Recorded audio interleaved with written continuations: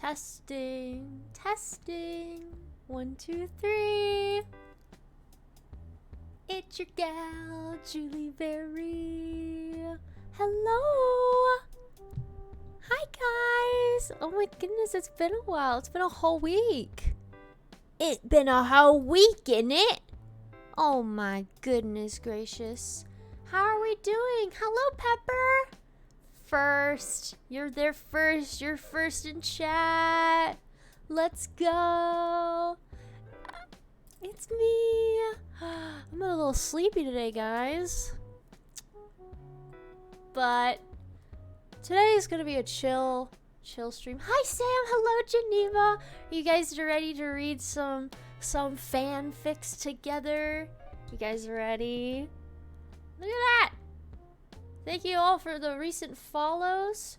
Shout out to Flora on the Moon, Sleepless PNG, Flintsy, The Arsonist System, Jet MTV Stop, Cathiotus, Fixwing, Mufflet, Not Exlantic, Ryan, Love from Milex, and yeah, that's all of them. Hi, Clover. Hello. Is it Boofaloo? Hello. Welcome. What, is this a Julie stream? Yes, it is. Hello. Rosie, hi. Hello, Salem. Hello. It's a Julie stream. It's going to be a fun Julie stream. We're just going to be chilling out, reading some SBI fanfics together. But first off, I want to show y'all something kind of crazy that happened last night. I want to show y'all something that's kind of crazy. Bing, bing, bing, bing, bing, bing.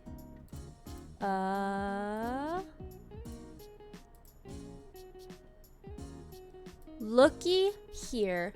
For a second, I thought the TikTok logo on here. No, it's Beats. It's Beats. Not only a Julie stream, but a fanfic stream. Yeah. We jumped like 300 subs last night. All because of a special little video that I made with my dad.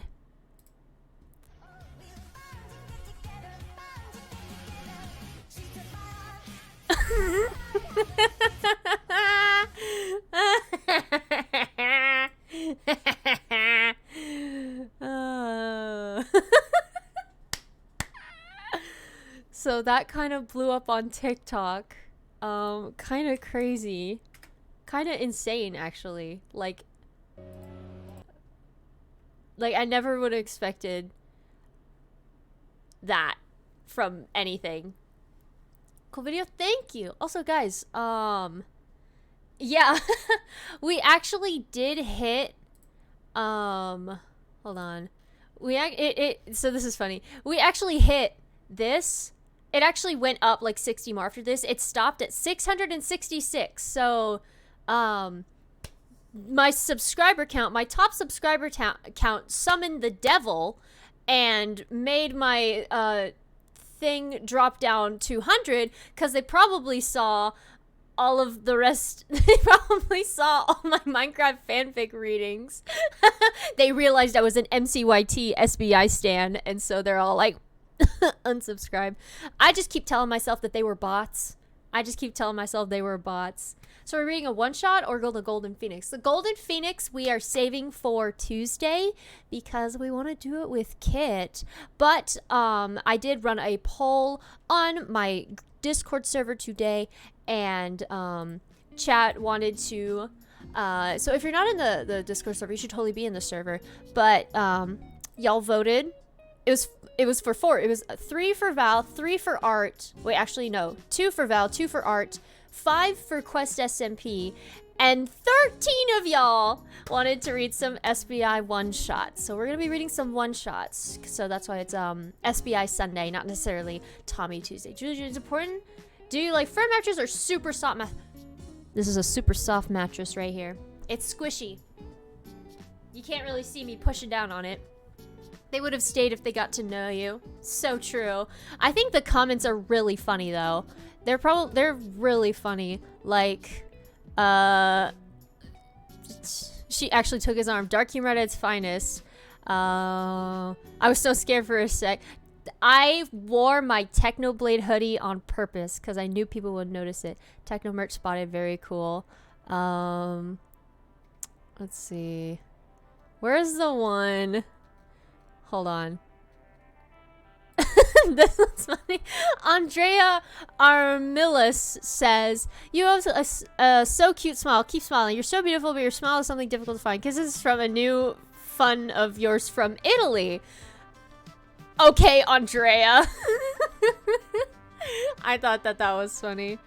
Oh man. Anyways, that was a cool experience. That was an awesome experience. But yeah. This was yesterday. Who's your most subscribed person? Wait, I don't even know. That follows you? I don't know. How do you even see that? I don't even know how you see that. How do you sleep hearing the tortured souls consumed by the mattress? The underpaid testers at Purple. I actually didn't get this from Purple Mattress. I got this from Sleep Experts. Anyways, we're gonna close out TikTok and Twitter. And look at all my bookmarks. Yeah, I have no idea how to access who is like super popular that follows me. I do that NB on main followed me back on TikTok and I waved to them in their DMs and they waved back. That was cool. That was pretty epic. And also, guys, if you do a little exclamation point AO3, it'll take you to my profile because Danny and I have posted our own fic. We posted our own fic yesterday. The sleep expert souls constantly trapped in darkness, swallowed by the memory Whoa, what is going on, Salem? What did the mattress people do to you? But it's called The Pink Man. It's called The Pink Man. It's based off of The Gray Man, which is a Netflix movie. By the Russo brothers. It's super good. It's got Chris Evans and Ryan Gosling. And Danny and I are working on the second chapter right now. It's pretty epic. I laid down on my brother's mattress and suddenly paralyzed. Do you have to know anything about the movie to understand it? No. No. I do recommend watching the movie just because it's such a good movie. Like, Danny recommended this film to me to watch at my friend's bridal party. It was just me and two other friends. And then, like, you know, the bride. But she was like, it's action and it's got found family. And I said, sold. And so I was like, guys, this is what Danny recommends. And they're like, yeah, sure. Like, we're so down to watch it. So we did. And immediately an AU started to form in my brain. And then I'm like, Danny, like, oh, this is so cool. And like, Danny is that kind of person that will be all like, then do it. Like, just do it. So I'm like, you're right. I'm like, do you want to help me? And they go, of course. And so we have a Google Doc. It's right here.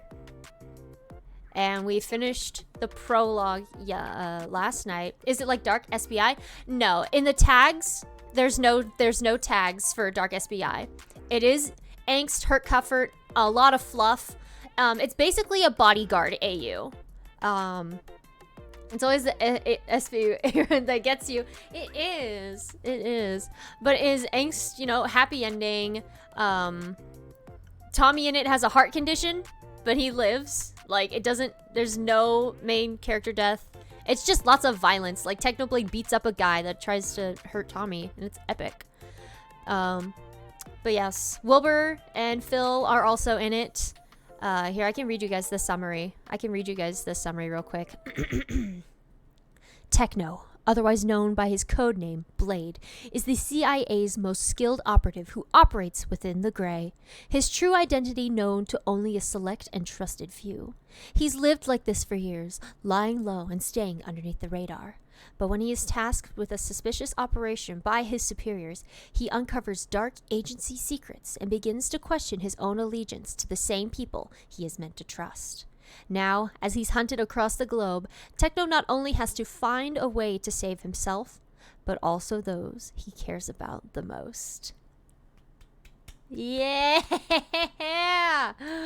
Oh my goodness. So yeah, basically the ones he cares about the most, Tommy and Phil.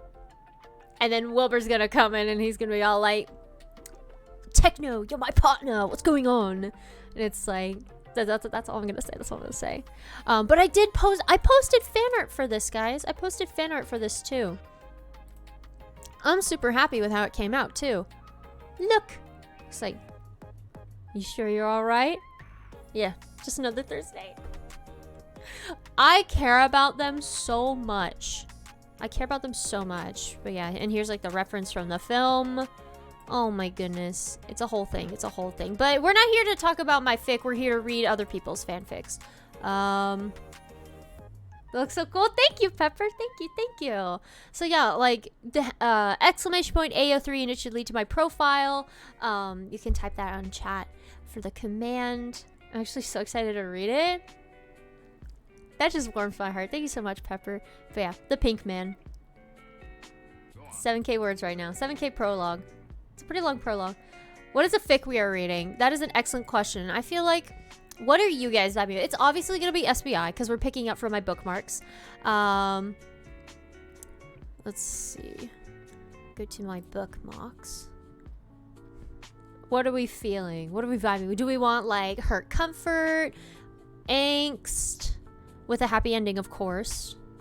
Do we want something like alternate universe wise, or do we something Dream SMP, fix it fic type deal? Positive? Oh, definitely. It's definitely gonna be positive. Juliberry, tomorrow I'm gonna order your merch. I'm super excited to get the sweater.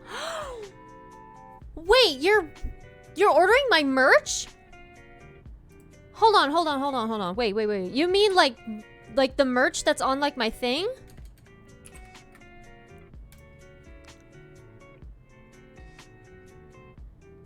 Wait, hold on. Where's my merch page? Let me pull up my merch page.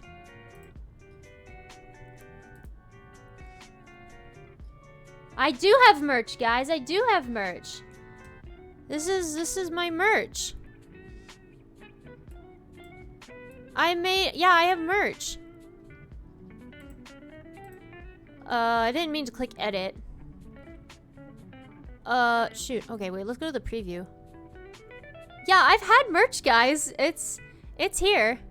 Like this is the back. It's kind of inspired by Filza's stuff. Wait! Geneva? Wait, there's Juliberry in Geneva. Oh my goodness, wait, guys. I mean, you're not required to buy it. Hold on. Wait, I can find the link for you guys. Do I not have a link already? Wait, guys. Merch store. Where's go to store? Yeah, gang. Can you put it in the Discord? I can put it in the chat right there, my love. Do I have a command for that? Commands. Just take my money. Oh my gosh, guys, no. You don't have to if you don't wanna. Here, I'll make a command for it. I know it's in my about tab stuff. Okay. Merch.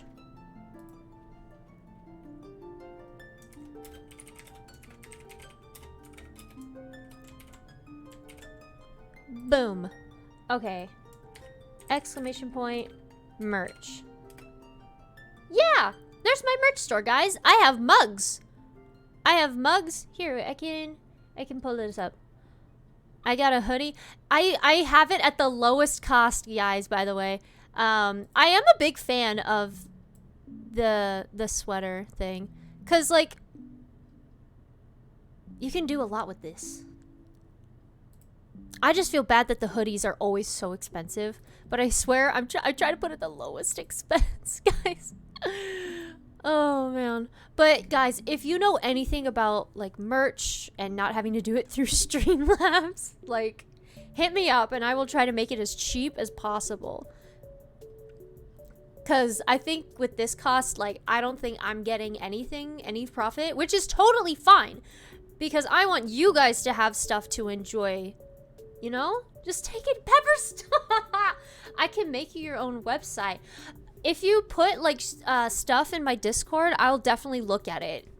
I know how to make websites. I just need to find like a merch company line that'll like print my stuff. That's the thing. I know I have my best friend, her mother owns a t-shirt making company, so I might have a way with that too. But I appreciate the offer, Rosie. Thank you so much. That's very kind of you. But guys, that's so crazy that you brought that up, Geneva. That just makes my heart so happy. But we are going to be reading some fan fiction. We're already almost 20 minutes into the stream. So, what are we feeling? Do we want something more Bedrock Bros heavy? Oh.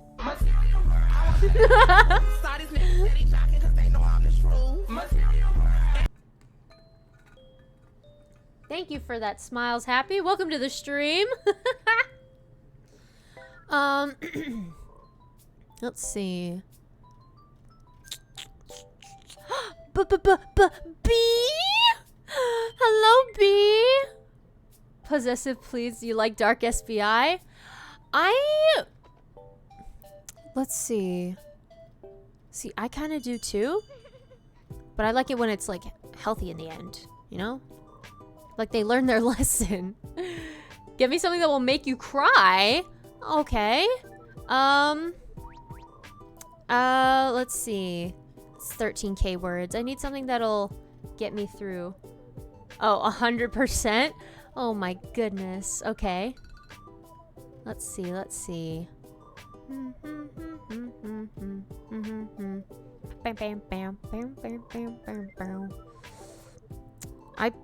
Why did I... That's long. These days. Ah! I found something. We are the best chat. Oh, obviously. Hold on. Okay. Wait. Okay, yeah. I think this one... I'm great, B. Thank you so much for asking. How are you?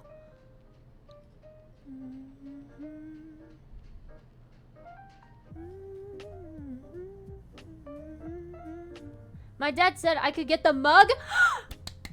Oh my gosh, yes! What the mug? No, you don't want to cry?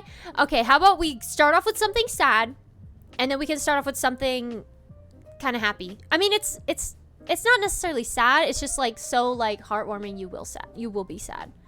We'll read like 3 to 4 things. I'm okay procrastinating schoolwork. You rapscallion. But guys, literally, if you have any like fun merch ideas, please put them in the Discord. If you're not in the Discord, please get in the Discord. Like, I don't have school for another month. Ooh, awesome sauce. Yes, guys, like if you ever... Ow! Oh, I hit my hand. Ow! More like my wrist. Oh my gosh. That hurt. Like, you know when you're like trying to scoot yourself up in that in your chair and your hand just like shoots out from underneath yourself? That happened. I have 3 months of school left? Sheesh. I'm supposed to go to camp tomorrow, but Juliberry streams are more important than sleep. Pepper, make sure you take care of yourself. Sleep in the car or something. Then you finally graduate. I'm so proud of you, B. I'm graduating next year. Woo! Senior. All right.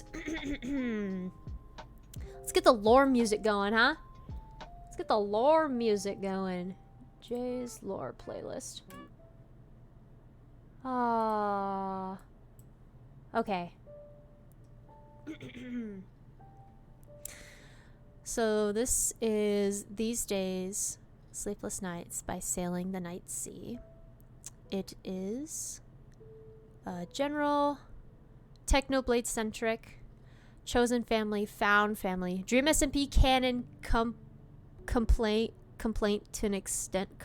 to an extent, reconciliation, hurt comfort, heavy comfort, fluff, fix it, Technoblade needs a hug and he gets one, implied referenced dream, happy ending. My plans are to watch the stream then stay up all night reading your fic. It's only 7k words, the first fic. The first chapter, that is. But I appreciate you. By the way, if you do end up reading my fic, make sure to leave kudos and leave a comment, because I read them and they make me happy. Okay. Promise that you won't leave, Tommy presses. Promise that you won't go away. It's not fair of Tommy to ask that of him, he knows. And it's not fair of Techno to promise it, but he does, still. In turn, Tommy crashes into his chest and Techno wraps his arms around the boy's frame. Please, Tommy begs as Techno sways them both gently in the flickering kitchen light. Please, Techno, I can't do this without you. Or the 3 times Technoblade comforted someone after a nightmare, and the 1 time he was the one comforted. I'll start working on merch designs in my sketchbook and digital for the best results I can get. Thank you so much, Clover. That means the world to me. I needed to write this. I hope it's what you needed to read. Technoblade wakes to the sound of the bedroom door hinges squeaking open. It's a quiet sound, one that never wakes Wilbur, but always, without fail, has Techno's eyes snapping open to pin the intruder in place. The habit is one left over from a life Phil rescued him from years ago. A life erased much easier than the scars it left behind, though they fade. Phil knows Techno's habits by now, so it is a testament to how rattled he must be that he seems surprised that Techno is watching him. Shit, he says elegantly, voice shaking and heavy, choked. Fuck, sorry mate, Phil. Techno presses gently, almost hesitant because something has the man scared, and Techno's only ever seen him be afraid a handful of times, when Wilbur was really sick. When an Enderman had Tommy pinned under the barn, when Techno told him about the men following him in town a few weeks back. It frightens Techno to see Phil afraid, and it sets something deep and wrong off twisting in his gut at the very thought that something could be big enough, bad enough, to make his father's hands tremble like they do now in stark silhouette. The text is kind of small, I couldn't read. Dad? He asks again, watching the way his shoulders crack and break like the stories of Atlas, like the weight of the world rests on the lean muscle and sturdy bone in place of the farmhouse, in place of 3 boys. There's a moment of hesitation, like standing against the tide before Phil steps forward and kneels down beside his bed. Is everything okay? Techno asks, dropping to a soft whisper in an attempt not to disturb his brothers. Tommy is tucked under Wilbur's covers, curled up in his arms with Wilbur's chin propped in golden curls. They slumber on peacefully, safe with Technoblade between them and the door. Faintly trembling hands reach out and card through tangled hair, and Techno leans into the touch, sleep tugging at the edges of his mind, wearing with his fear at the soothing presence of safety in a pair of dark wings tucked down to make himself smaller. Just a nightmare, Phil whispers back. Everything's fine, he says. In the dark, I just had a bad dream. Techno takes a breath, letting the tension fall away as he exhales. What was it about? You, Phil admits quietly. You were hurt. I just needed to see you were safe. I didn't mean to wake you. It's all right, Techno says, even though Phil didn't apologize outright. I don't mind. You can always wake me. There's an expression that crosses Phil's face sorry, the music's kind of loud in my ears. The Minecraft theme song going kind of heavy, huh? Also, I just realized I gotta turn off my sound alerts just in case someone wants to log in with Twitch, please. Pause that so that no one can disturb the moment. There's an expression that crosses Phil's face, then that's something warm and almost pained. He wraps Techno in in the kind of hug that feels like home. Rosie, thanks so much for the hydrate. Holding on like he's swearing to never let go.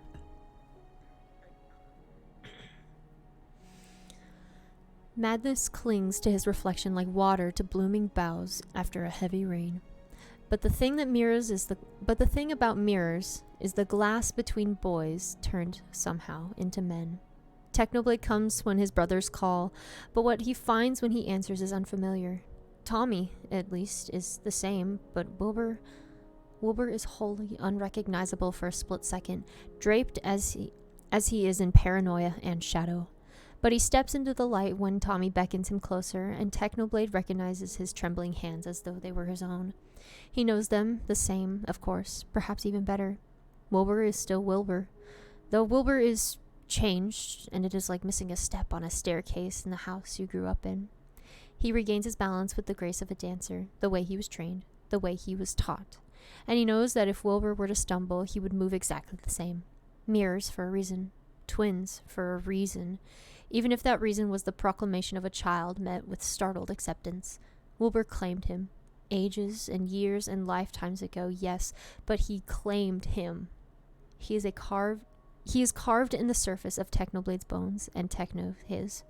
Wilbur is still Wilbur, but more than that, Wilbur is still Techno's, under any flag, any clothes, any coat.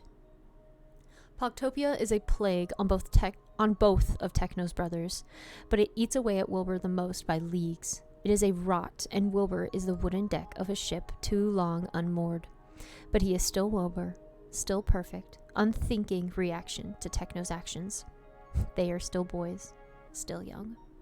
So when Techno wakes from the kind of fragile slumber that comes as chin to his chest in an unexpected moment of quiet, he recognizes with closed eyes the presence that creeps along his edges. Wilbur, he greets, voice a little hoarse from the lack of use, something that once would be unheard of in the safety of a long-gone home. But if Wilbur is allowed his changes, so is Techno.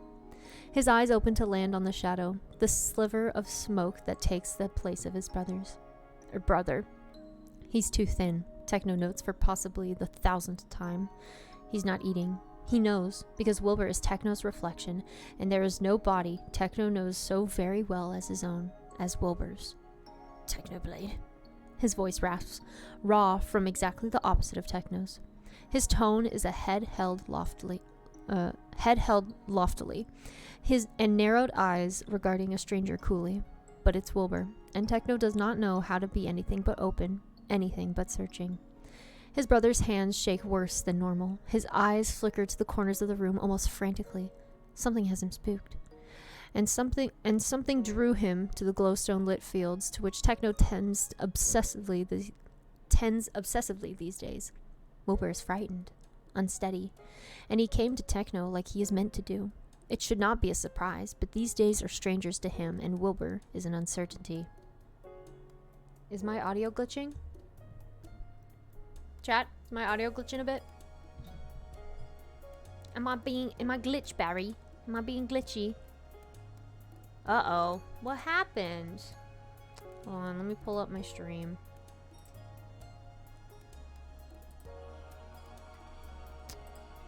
Hold on. Hold on. Test. Test.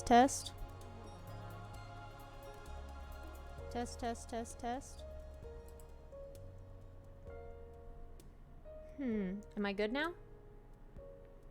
It's kind of weird, champ. Sorry about that, guys. Wait, no? What's going on? What's going on in it?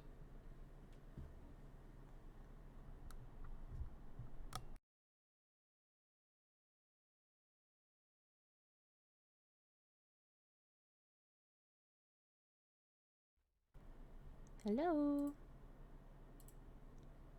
Properties. I'm on. I haven't noticed anything. Kinda sussy, isn't it? It's not glitching for you? Okay. It could just be lag. It could just be, I don't know. I'm sorry if I sound glitchy. I bet if anything, the VOD will probably be a lot clearer. In the past, I've never had something wrong with my microphone, so yeah. But yeah, don't worry, this will be up on the VOD's channel so you can listen to stuff still. Okay. Where did I leave off here? We're gonna start at his brother's hands. It's okay, I think it was your earbuds. Oh, okay. Get your earbuds checked out. I'm just kidding, you're fine. You're totally fine. His brother's hands shake worse than normal. His eyes flicker to the corners of the room almost frantically. Something has him spooked, and something drew him to the glowstone lit fields to which Techno tends obsessively these days. Wilbur is frightened, unsteady, and he came to Techno like he's meant to do. It should not be a surprise, but these days are strangers to him, and Wilbur is an uncertainty. Thought I'd find you here, he says, and shuffles closer, then away again. How long's it been since you've slept? Techno tilts his head slightly, feels the shadow of a grimace tug at his face.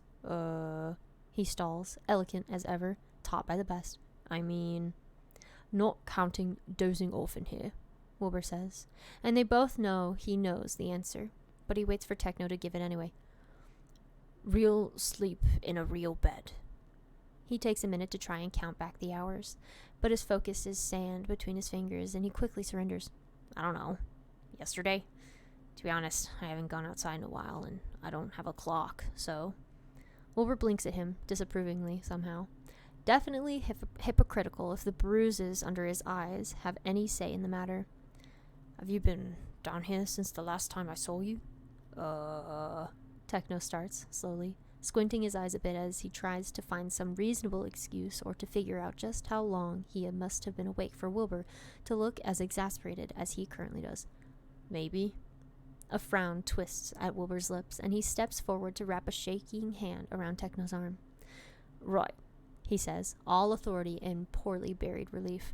You're officially on bed rest for the next couple of days. We aren't going to starve overnight, he states, waving his hand as he drags Techno toward the stairs. And Techno tries not to stare at the bones of his wrist, the sharp edge of his jaw, all carved in stark relief by hunger. You need to rest, and I'm going to stay here and make sure that you do.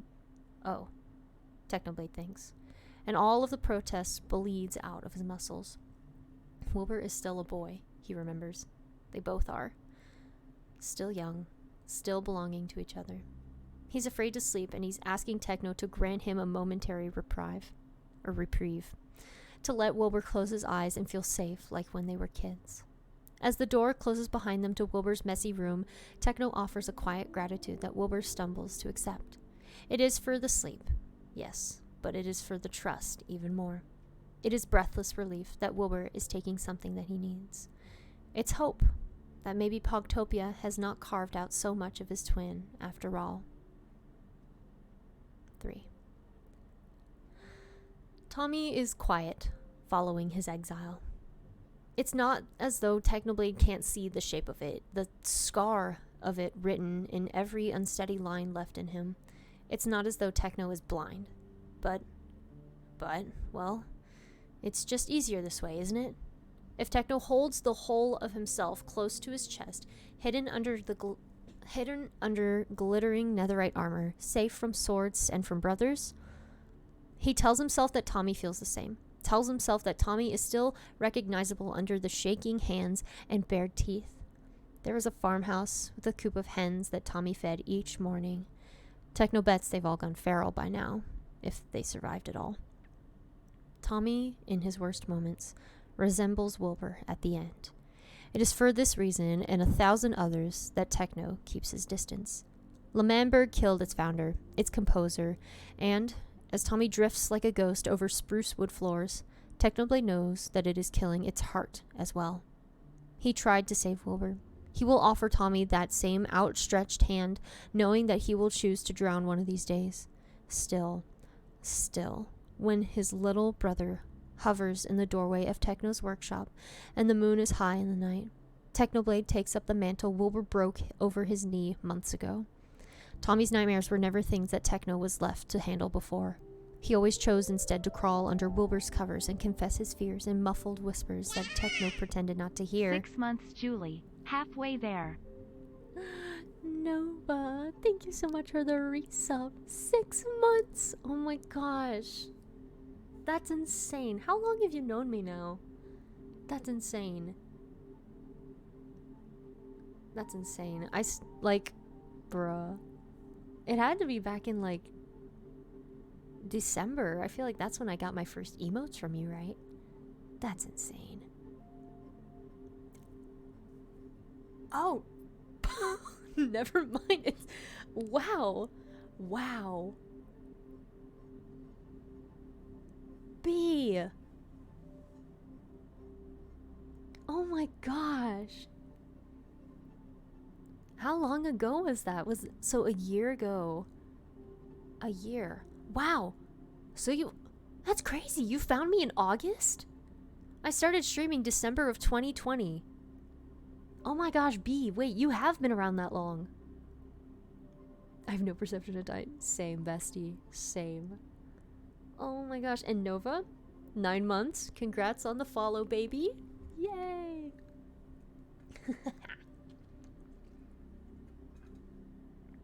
That is insane. I hope y'all are enjoying the story so far. I'm trying not to cry. Okay. We're gonna keep going.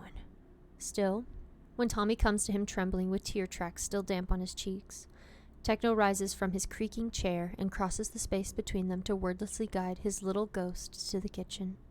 He is not the same as Wilbur, does not know Tommy quite the way that his twin had, but he can heat milk on the stove and chase invisible demons away with candlelight and sleepless vigil.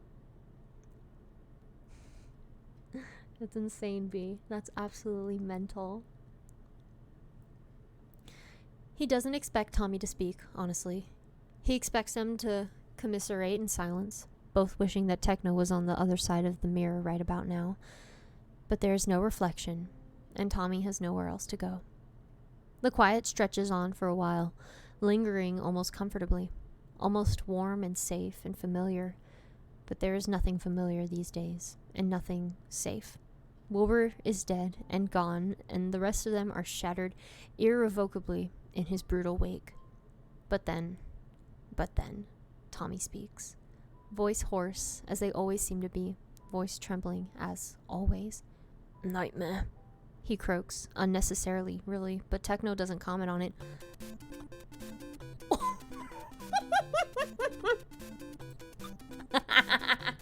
Oh my gosh. Lyrae? Thank you so... First time chat?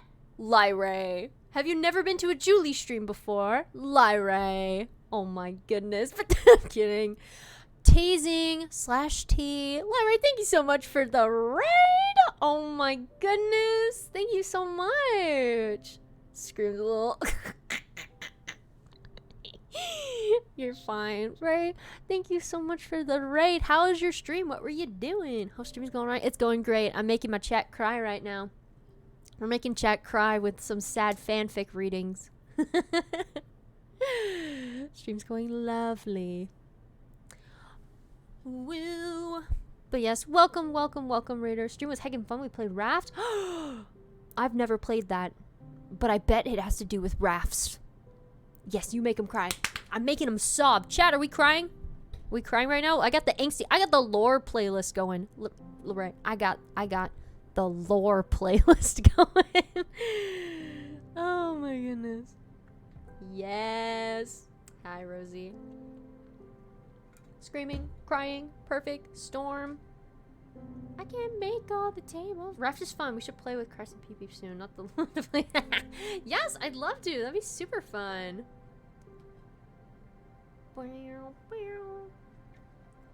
Hey up, Sopranos. Yes! What the heck? This is Lauren's erasure? Oh. True. Sorry. I was texting Danny the Scamilton stuff that happened at that church in Texas. Oh my gosh. Funny. So funny. Yeah, also guys, give Lyrae a follow. Literally adore them. We played Uno yesterday, and they kicked my butt, not gonna lie. And I always win at Uno.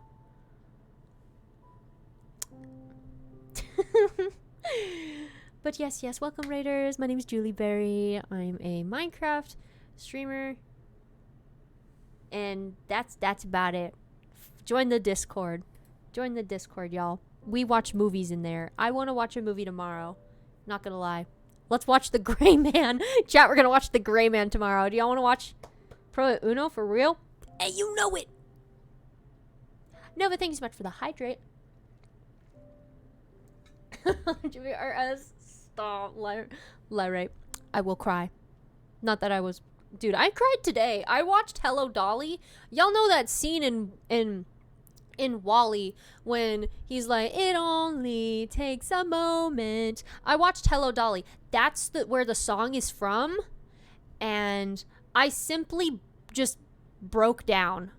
1, I love WALL-E so much. 2, I miss being in musicals. 3, that song is just so emotional, you know?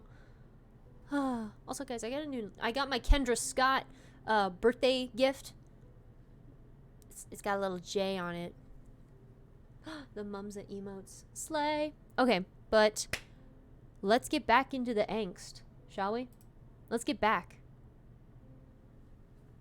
Streamlabs, thank you for the reminder of Discord. Not that. Okay.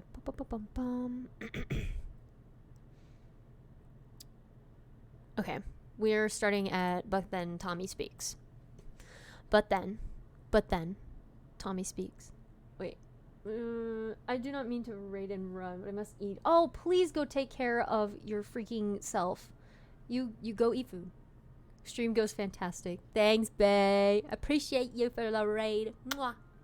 Go do a little raid and run. You're good. Today, most of her chat just found out she is merch. I'm the real one who already knew. This is true. This is true. Sorry, guys. I don't talk about myself a lot. You know me. You know me. I'm too humble. They call me Humbleberry. That actually sounds really good. A Humbleberry? I want to eat that. I want to eat it. Dude, if we could make anything a berry, what would it be? Like an actual berry. Not talk. How dare you not talk about yourself? It's not about me. It's about the community.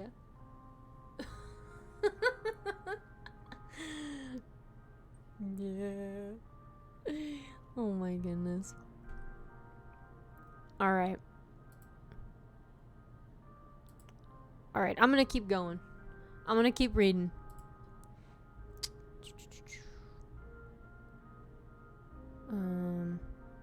But then, Tommy speaks. Voice hoarse, as they always seem to be. Voice trembling, as always. Nightmare. He croaks. Unnecessarily, really, but Techno doesn't comment on it. I had a nightmare. It's stupid. Childish. He starts. Harsh and obviously parroted. And Techno desperately wonders if the words were Wilbur's or dreams. But he won't ask. Hey. He interrupts, ignoring the way Tommy flinches bodily at the sound. Watch it. I have nightmares. Wilbur had nightmares, he wants to say. But he doesn't talk about Wilbur, and Tommy can hardly stop. Wilbur doesn't fit here, though. Even with the gaping absence of his presence that hemorrhages. What does that mean? Maybe make a blueberry pie for one of these streams. That would be cool. Oh my goodness, I would burn the house down. That would require me to move all my stuff. I'll move it in here. That would be fun, though. Stream ideas. Put in the stream ideas channel on the Discord. That'd be fun. Nothing stupid about them. Tommy blinks, eyes wide and startled, before he catches himself and shakes the belief away like a dog shakes off snow. He begins, and winces before collecting himself once more. You were gone, Tommy says, and his voice is a kind of... Sorry. Wow. I'm upset my phone died. No! Pepper, get back online. You were gone, Tommy says, and his voice is a kind of small. Techno almost doesn't recognize on him. Wouldn't recognize had he not been there in Poctopia. Had he not seen the way Tommy worried about Wilbur all those weeks in the cold and damp. You were gone, he says again, and Techno both understands what he means and hopelessly doesn't. I'm right here. Techno, how much of the book did I miss? Well, we just got a raid, so you probably didn't miss much. I can put the link in the chat, Pepper, so you can mark it for later to read it. Read it later on your own time. I'm right here, Techno offers, hoping that it's enough, but knowing that he never has been. I'm here, Tommy. Are you? Tommy asks desperately, bleeding before he chokes it down again. Will you be? He asks, and it comes out much more measured, and Techno is torn over being grateful for the composure or resentful of it. There is so much he is divided on these days, but these days are strangers, and he has lost his footing months ago. Techno shakes his head. I don't know what you're talking about. Promise that you won't leave. Tommy presses. Promise that you won't go away. It's not fair of Tommy to ask that of him. He knows, and it's not fair of Techno to promise it. But he does still. In turn, Tommy crashes into his chest, and Techno wraps his arms around the ghost's frame. Please, Tommy begs as Techno sways them both gently in the flickering kitchen light. Please, Techno, I can't do this without you. I'm sad. I'm getting really sad. When Technoblade wakes, it is sweat-soaked and shuddering, gasping for air that flees from him. When Technoblade wakes, it is with the after images of crimson stained his hands, burned into his eyes, and the acrid smell of smoke still clinging to his senses. The bed covers are tangled around his legs, and he tears them away violently, stumbling, staggering to his feet as he sucks in blessed fresh air that doesn't choke and strangle like it had just moments before. The oak floor is relief against flushed skin, and his soles stick faintly to the surface as sweat cools and his heart rate steadies. Techno breathes, heaving, gulping things, as the world comes into slow clarity.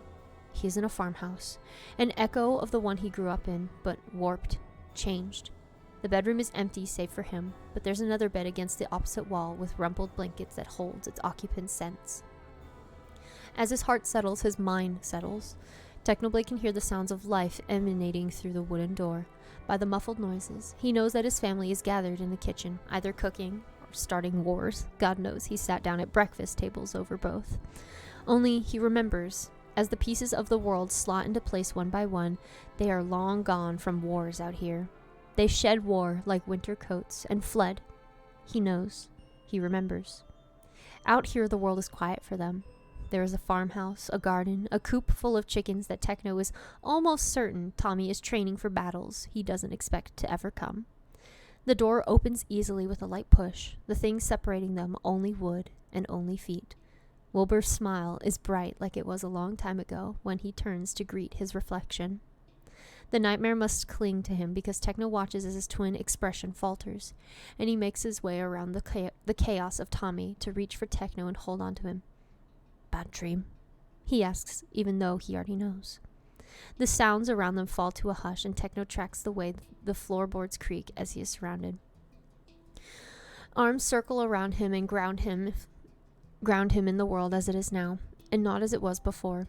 Wilbur is alive, different and the same. Familiar more than foreign these days. Tommy smiles again. Tommy laughs. Tommy remembers how to be loud even if he chooses some days to not make a single sound. Phil remains, steady once more, but the same man as when Technoblade was 14, afraid of only one thing, but these days he knows that failing them doesn't have to be the end of the world. They all have fears these days, and they all have scars, but these days aren't strangers anymore. These days are familiar beasts.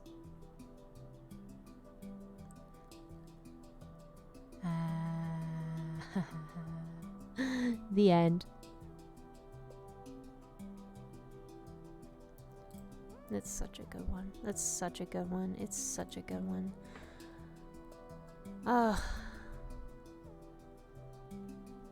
Your phone died? Oh no.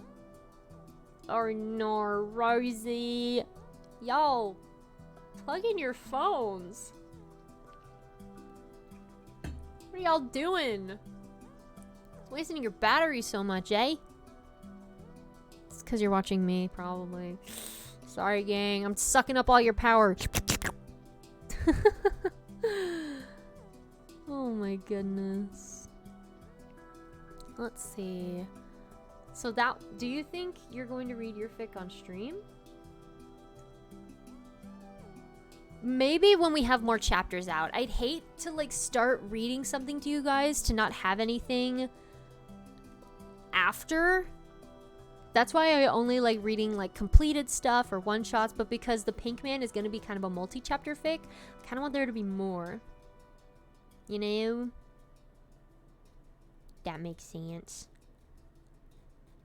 So yeah. That was good. I'm glad you enjoyed that one. I like that one too.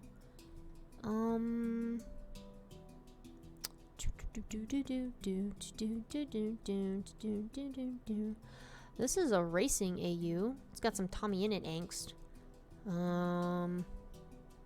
It's written by Dr. Hare, who wrote the Icing Those Hurts. That's a good one. How long is it? 13K? Touch grass! Thank you, B. I'm gonna go get the grass.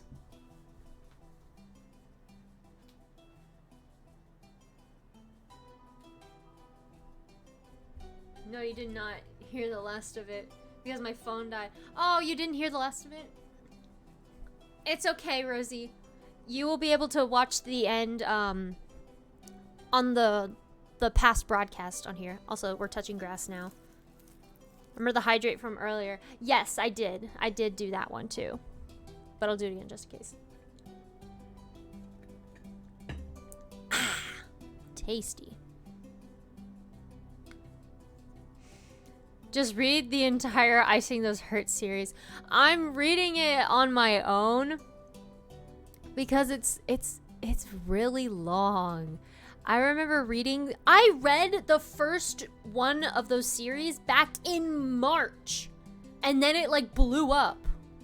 It blew up. I'm allergic to grass, so whenever someone says touch grass, I always go back with the I can't though. It's amazing. Yo! Let's go! Oh my goodness. Oh, him!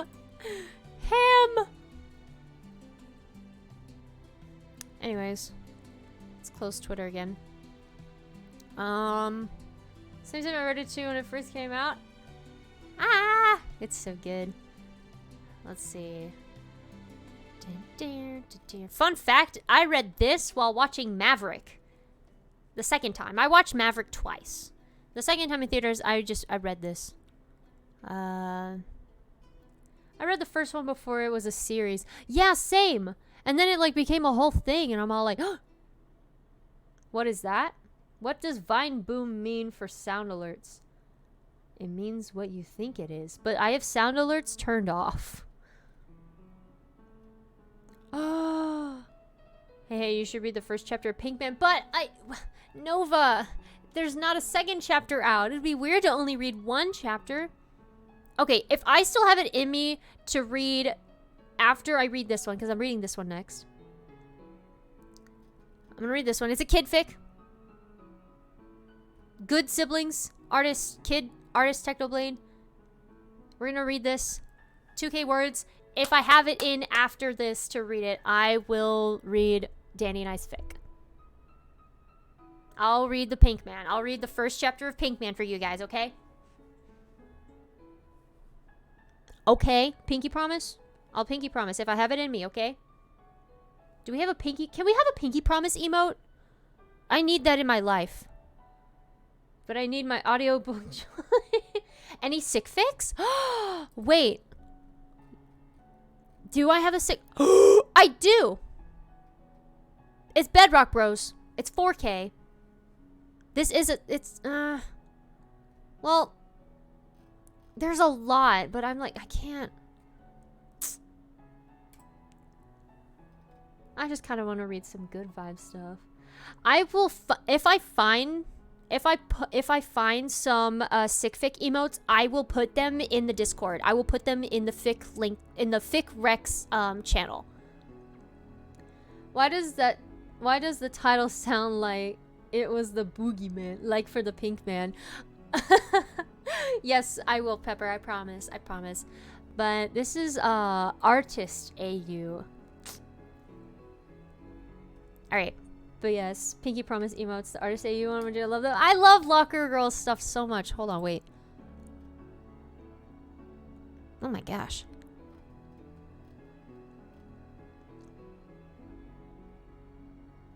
Oh, older than my father. This one is so good, guys. I'm so excited for this one to be done. Oh my goodness. I love this one. It's such a cool concept. I highly recommend Older Than My Father. It's 2 out of 4 chapters are done. But it's so good. Hold on. Copy link address. There you go, guys. You can have that one.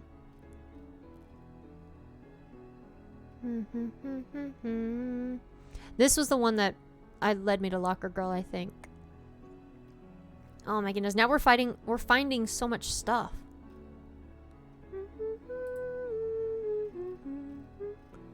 Now I don't know. What do we want to read?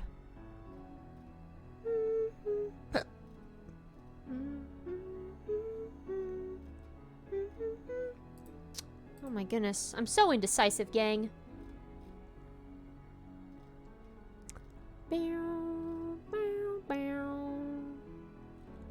This is platonic possessive. Can we make this a regular thing? We do have a fic. We read. Well, there is a difference between Tommy Tuesday and SBI Sunday. So SBI Sunday is a more one-on-one thing. So with me and you guys, Tommy Tuesday is more formal. We read 2 chapters of Emmy's fic, The Golden Phoenix. I'm down to make. Oh, just SBI. I'm okay with SBI Sunday. That'd be fun. Those guys shouldn't have anything going on. Saw the link and saved Julie's Rex are the best. Hi Nelly. Hello. Hello, Nelly. Yes, I give good Rex. Only the best. Visions of Gideon. Oh, I wish that Alexandra would finish this. 14 chapters. It's Technoblade centric, but it's so good. Also, yeah, the one shot is really sweet too. Oh my goodness. Crying.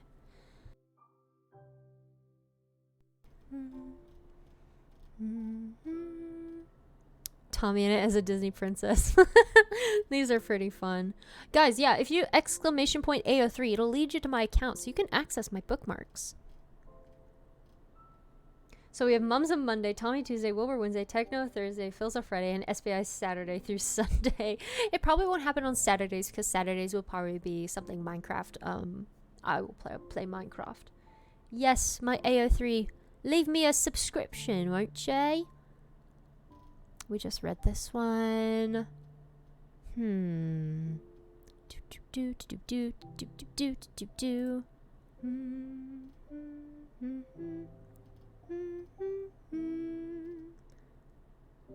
Oh, I like this one. Put the hearts and bruises on ice for the Ice AU. So good. Oh, the Patience AU. Dueling Dream XD finalizing. Is that the one you were working on your TikTok live the other day? Anyways, the Patience AU. S tier. I love this one. It's a good angel duo, wing fic, Origins SMP. This is, again, another thing by Sailing-the-Nightsea. Very nice. That's actually, The Witcher. It's a Witcher. Hey, Julie, what's today? Oh, wait, I know it's SBI. And tomorrow is Mumsa. Yes. Amazing. Yes, I find out the days through the names of the members of SBI. Let's see, 17 hours, that's a good one. Even birds have hollow bones. Oh. This is like, look at my standing ovation. Oh my goodness. Now thinking back on this, it just makes me so sad. Can you read something soothing with wings, please? Okay. Let's find something soothing with wings then. I think I know I have lots of wing fics. Sorry if this is off topic, but I'm feeling wholesome tonight. But your streams are such a genuine comfort for me. It makes me so happy to find a safe place. Thank you for all the work you put in your Pepper. I'm happy to have you a part of this community. And I'm glad that this is your safe space. That means a lot to me. You love the wing day use? I love them too, man.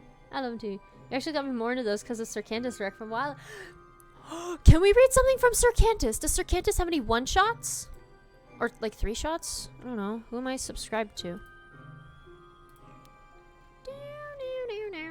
Let's read something from Sir Cantus. Sir Cantus has great stuff. All fluff. You are the best Twitch... Stop. Oh my goodness. That means the world to me. Okay. 63 works... Oh, they're almost at a whole Minecraft stack, guys. Okay. I think there's one called... 'Cause dreaming costs money, my dear. It was recommended to me. Is that by Sir Cantus? Stand underneath my wing. Oh my goodness. I made Kit read this in one night. I fell asleep on call with her. And... because it was the night that this updated. We love Julie in these times.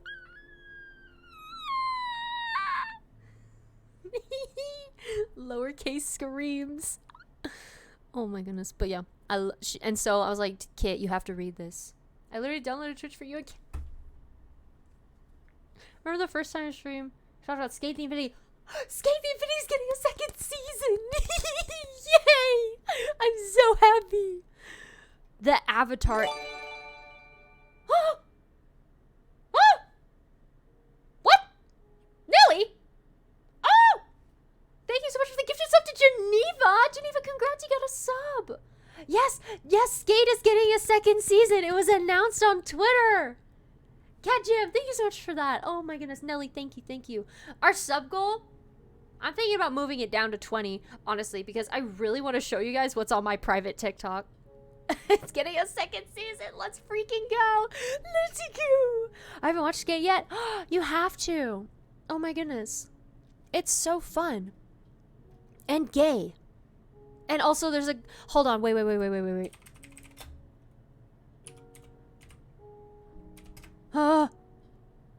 Look at this man. Look at him. I was in love with him. I am still in love with him. I care about him so much, even though, like, I obviously ship him with, this guy. But he looks like Technoblade. He looks like anime Techno! He's so cool! He's so cool! Oh my gosh! Someone get Siri in here, like, they'll just pop off. Like, oh, look at him! And he's got like a freaking Echo Dot skateboard. It's so funny. Anyways, love Cherry. Love. Oh my goodness. Anyways. Let's find something. This twins duo Avatar AU. Chef's kiss. Fun fact, the team behind Skate designed Cherry and Joe at the same time and also did the same for Reki and Longa. Ah, they're just meant to be. I don't know what. Something and I forget that. Ah, maybe filter to one chapter. Oh, you're so right. You are so right. Hold on. Sort by. Wait. Exclude, include. Wait, hold on. Completion status. There we go. Work completes only. Boom.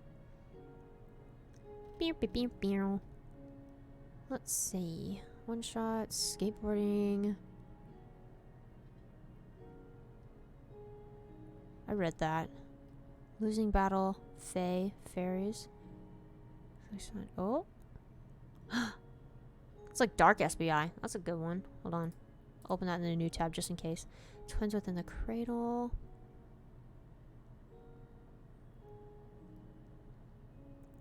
Do do do do do do. Now you can use the Julie emotes, Geneva.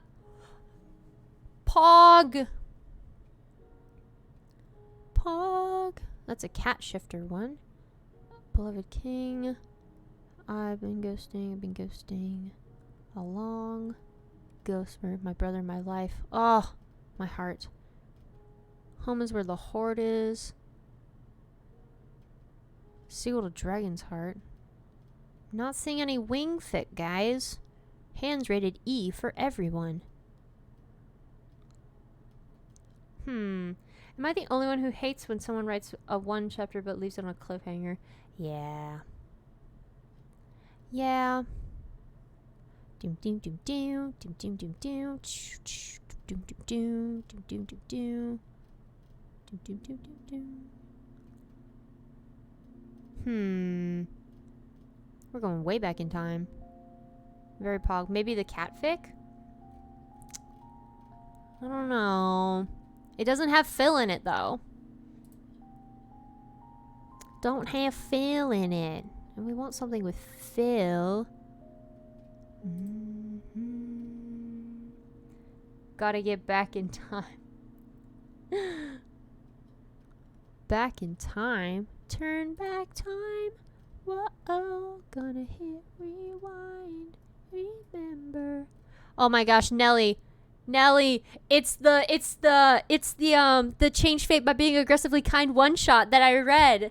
This was one of the fics that I read when you were in my chat for the first time. I remember this stream because one, I was watching MCC. And then we read Fae fics. Me looking through all of Julie's bookmarks and subscriptions at AO3 Red Jam. Yes, Nelly, this is one of them. Do you remember Wilbur got caught in the net and it was super angsty and he cried for Phil? That's right, Faye. Yes, I did read that Faye fic. That one was by Sailing. Your stream is really helping me out tonight. I think. Aww. Hey, love you too. /P. Love you too. But yes, change fate, be kind. There was one where Tommy meets Techno Faye, I think, as well. Yes, he met with Wilbur first, but Techno and Phil didn't reveal themselves until after Tommy got the crap beat out of him by that one guy that chased him in the village. Hope Has Ginger Fur by Barra Stellis is really good.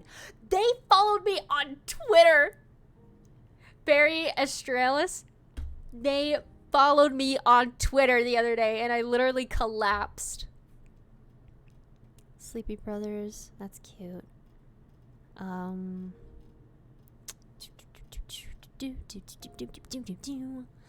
The bittersweet route. I love that. Oh my goodness, the bittersweet route. I remember Nova Stella. They literally joined a VC with me and like screamed at me. Because they're like, oh my gosh, it was so angsty. I'm like, yeah, I know. That's why I read it. Let's see. Let's go back in time. Hold on, wait. Let's sort out my completed fics. Let's see.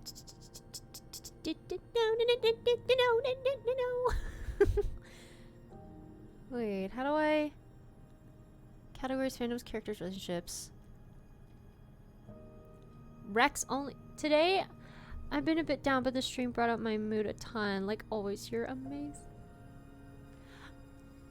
I've missed you guys. Oh my goodness. I've missed the vibes.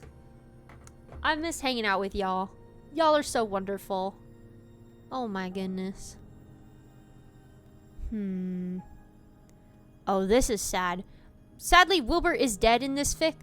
However, Bedrock Bros. I read too much angsty stuff. Also, Julie, I have already begun to write the Angel Duo.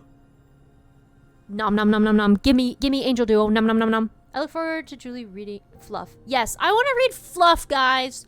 Let's read Fluff. Wholesome chat tonight. We're being so wholesome today. Oh my god. My god. But I want all of SBI. I want all of them.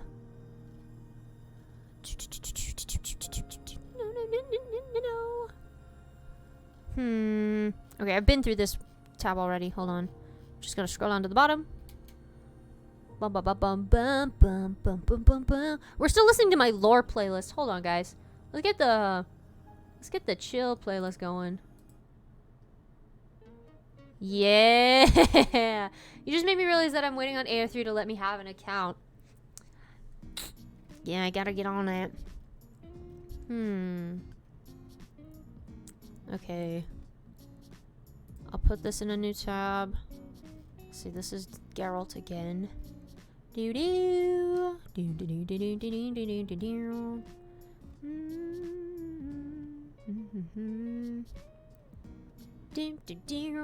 Okay, what is this? Hello? Oh, that's a FAAU. Fluff? Yeah! Yeah, we're reading Fluff, guys. Started at the diner. I read that to you guys already. That was a good one.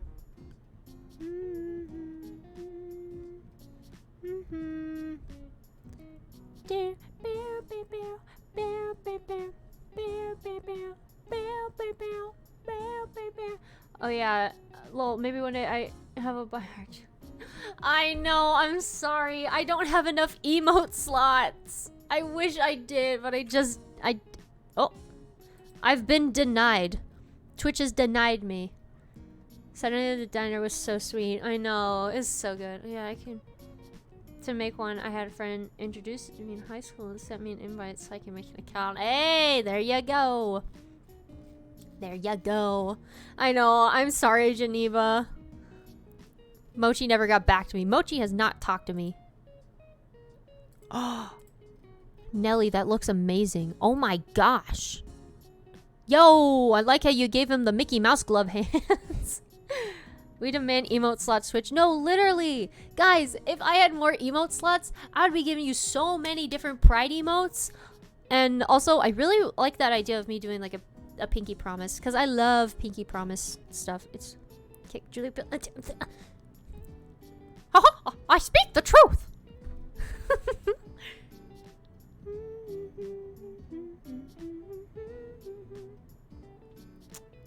Mochi is horrible at responding to DMs. She just haven't even said so when they stream. Ah! Shaking my head. Pirates fic. Love it. Hey, Baristrellus. Very cool. The berry is the... Stop. Stop. This is one where Tommy's a necromancer. That's cool.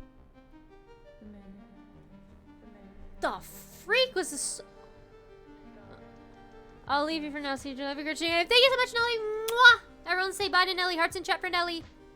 Our little sister Julie. SMH. Oh my goodness. Literally can't stand her. Also, my wrist is now bruised. It's bruising now. Because I hit it against the table. You can't see it. I'm so white. Oh my gosh. Flustered berry. No, literally. Sometimes I like some foresight. This is a good one. Pog Nelly. 100% is not... You're not wanting to do by heart. It's hard to get new. Yeah, it is. If anything, blame Twitch. Yeah, hearts in chat for Nelly. Cataclysm. Oh, Thanatophobia writes so many amazing things. There's Icing Those Hurts. I bookmarked this back in March. There it is. In March. Also, guys, Florist Kills writes really good technocentric, like, hurt comfort fics. Very good. It's a very cool SBI universe. Hybrids. They're banished because they are hybrids, and so he meets up with Tommy and Wilbur, and he learns to get along with them, and then they meet Phil. Yeah. But they're continuing writing. Oh, Guns for Hire. Danny started writing the time skip. So good.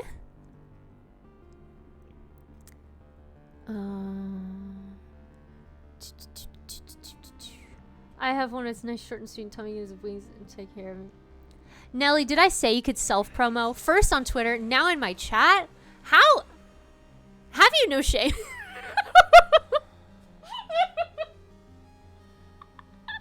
I'm kidding. Oh my gosh, it's so fun to make fun of you and be teasing. Guns for hire make me hurt inside. Oh, it's so good. Hey, good job, Wilbur Soot. He killed Rambu in this one. No, but you're fine. The only person who's allowed to self-promote their fics in my chat are Nova and Danny. And any other close fic writer friend of mine. What is this? Oh, Tommy's clinic. I was like, what is that? The thing with feathers. Oh. Oh, it's not mine, lol. Oh, it's not yours? What is it?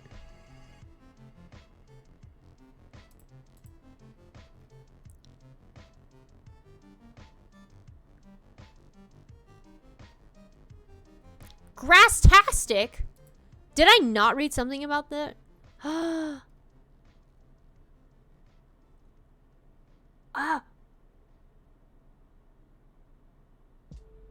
I could have sworn that... Is that not the... Wait. I understand now. Look at me go. I'm misinterpreting it again. I misinterpreted a DM with Danny. I'm misinterpreting with Nova in the chat. Oh my goodness. Maybe I need to drink more water. Grasstastic. Tastic. I read something of theirs recently. I read Don't Look Back in Anger. It was the Technoblade saving Tommy. Also, what is this? Why is it opening in this? Why isn't it opening in Chrome? Can I not copy and freaking paste? Please? There we go. Jeez. It's a wing fic. Wing fic, eh? Wing fic, eh? I do like the author. Julie seeing illusions from dehydration real. Nah, I think it's because I hit my wrist. The pain in my wrist is discombobulated my brain. Because that's how the body works, you know?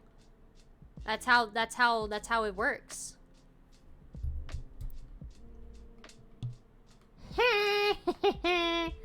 Anyways. Alright, let's look at the summary, hey? Let's look at the summary, eh? Put on the lore playlist again. Lore.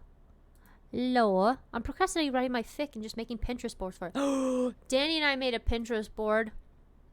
I'm not gonna share it though because no one knows her Pinterest. Only I do. Okay.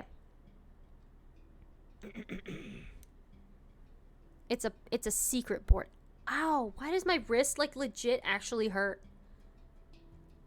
Right on the bone too, dude. Like right there. Ugh, this is it for me, chat. I'm a goner.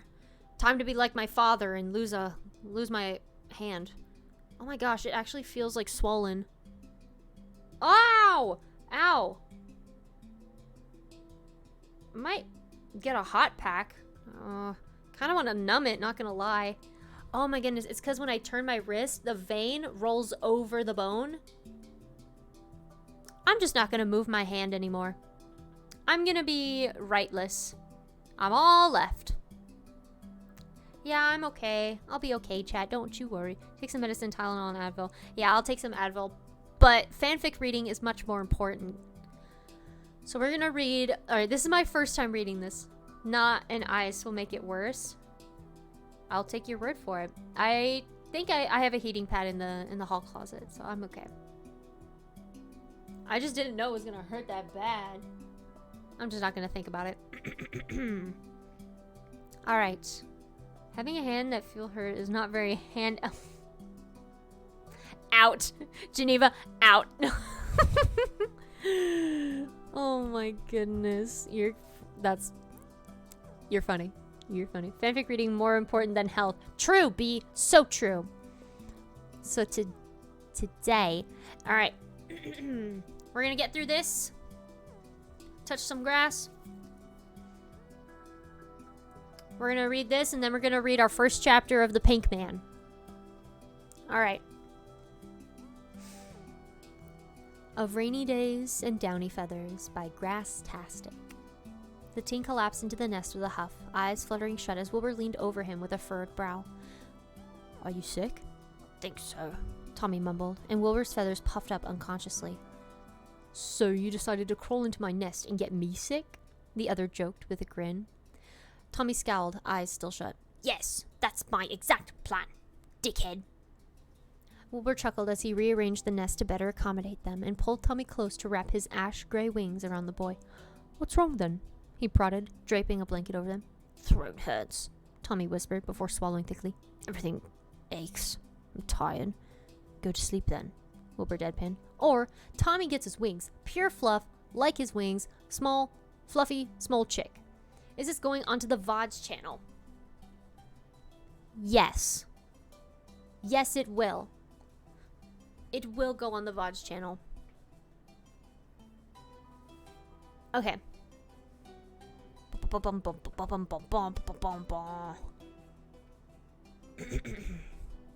Tommy gonna get these wings. Mess if I remember putting heat on it makes it better. Noted, King. It was a slow sort of day, as Saturdays normally were this time of year. Wilbur had taken a gap year from university and was spending it doing nothing. Do you do YouTube stream? I do not do YouTube stream. I stream on Twitch, but I have a YouTube and then I have a VODs channel. So you can subscribe to them both. My main channel has the Tommy Tuesday. We have the Golden Phoenix on there. We also have Guns for Hire. I have some other reads on there that I want to put on there, but because this one's kind of like a giant multi thing, it's gonna stay on the VODs channel. So shout out to the VOD viewers. Hey! Alright. It was a slow sort of day, as Saturdays normally were this time of year. Wilbur had taken a gap year from university and was spending it doing nothing. Well, not exactly nothing. He was writing music, but that was slow going and, as of yet, fruitless. It didn't help that the... Liz Chan, thanks so much for the follow. Welcome to the stream. Reading SBI Fanfiction. For the soul. For the soul. But how are you doing today? It didn't help that the UK was overcast and rainy more often than not these days. Oh, what did you miss? You didn't miss much. We are just starting reading a new... It's a wingfic. Wingfic. Tommy's gonna get wings in this fic. Pog. And we also said hi to the VOD channel, because this will be going on the VODs channel. It didn't help that the UK was overcast and rainy more often than not these days. The lazy sort of drizzle that soaked the ground for several days and left the winged folk feeling the oncoming wintering instincts. As a result, Wilbur himself had been cooped up in his nest, situated in the loft of his bedroom. Being up high always scratched that avian itch, so he'd always enjoyed his bed being elevated too. His limbs weighed heavy, dragging him into the folds of his darkened nest. He would likely spend the whole day sleeping, conserving energy and ignoring his family. He loved them, obviously, but these days he'd rather be asleep than conversing. And anyways, Phil was working late tonight, and Techno had already returned to California for his fall semester. It was only Will and Tommy in the house.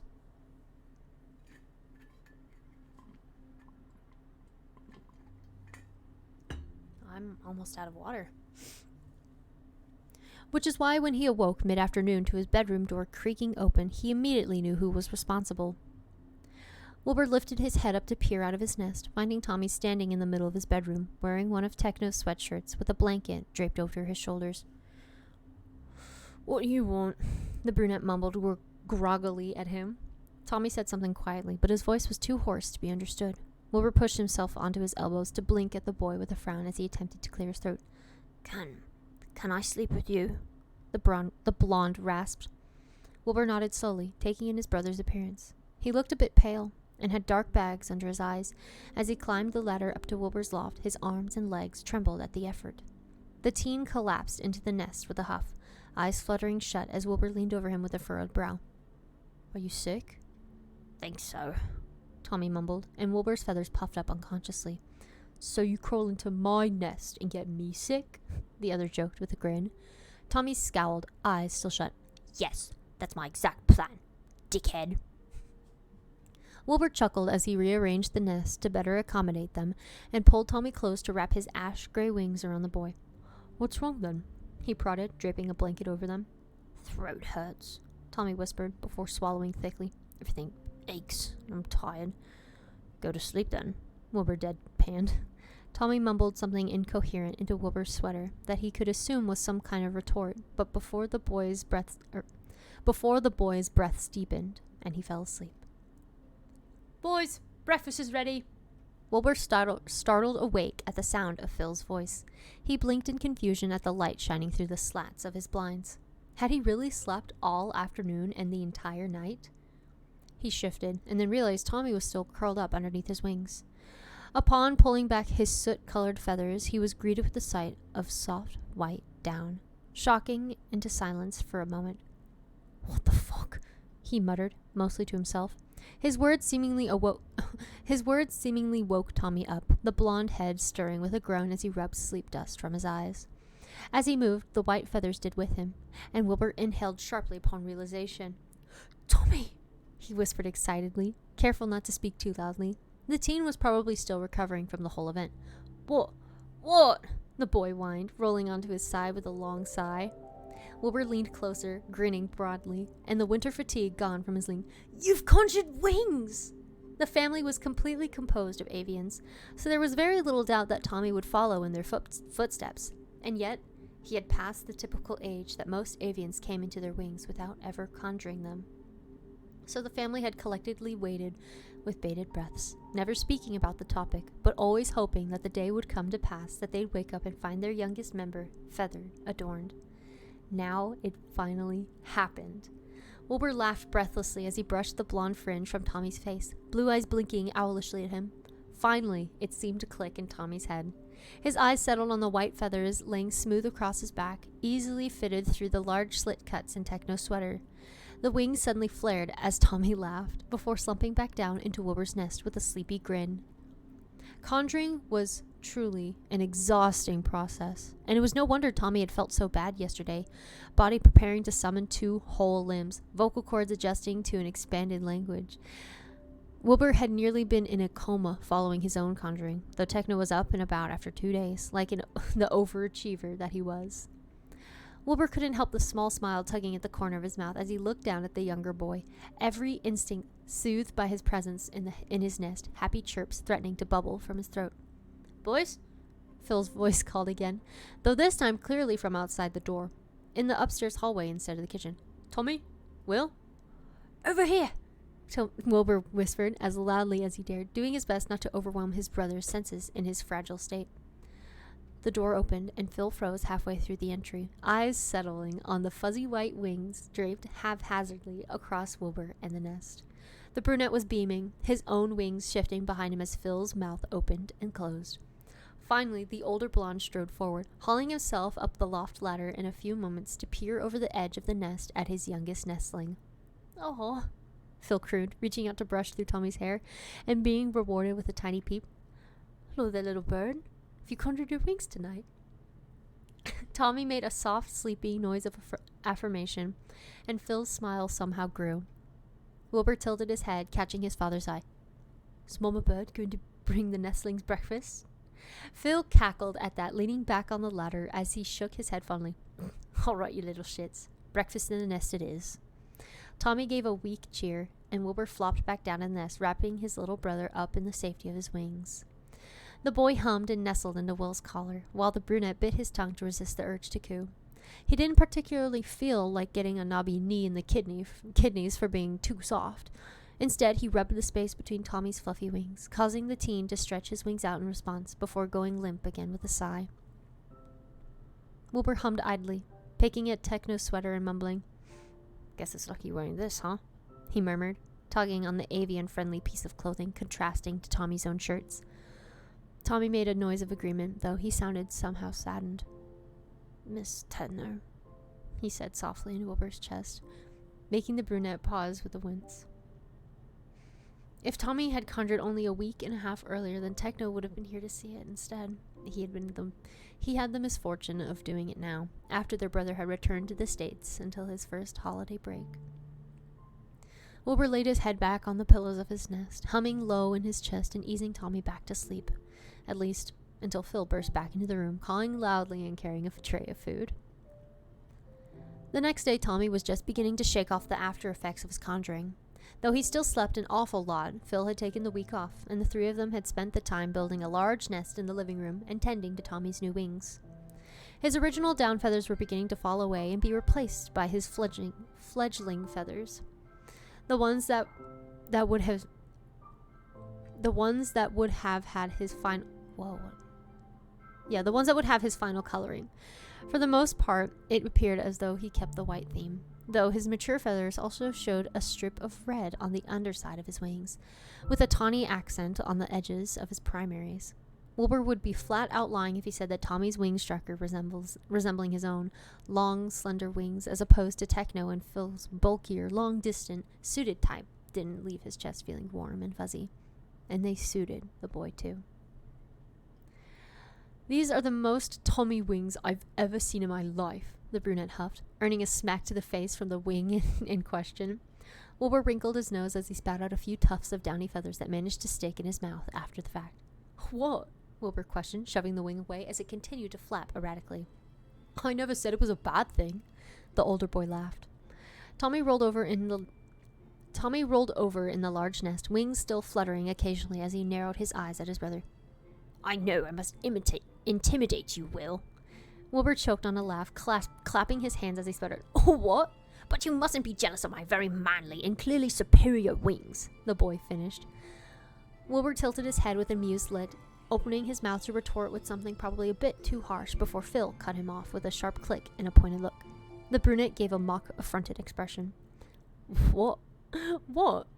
"Stop messing with your brother and help me fix his wings." "Yeah, Will," Tommy chirped, snuggling cheerily into Phil's side with a far too snug look for Wilbur's taste. The brunette grumbled but moved to Tommy's other side to sort through his feathers, a process that effectively knocked the kid out cold, and at least then it would be quiet, and Tommy was far more cuddly when he was sleepy. "Just you fucking wait," Wilbur muttered under his breath, causing Tommy to open one eye to peek at him.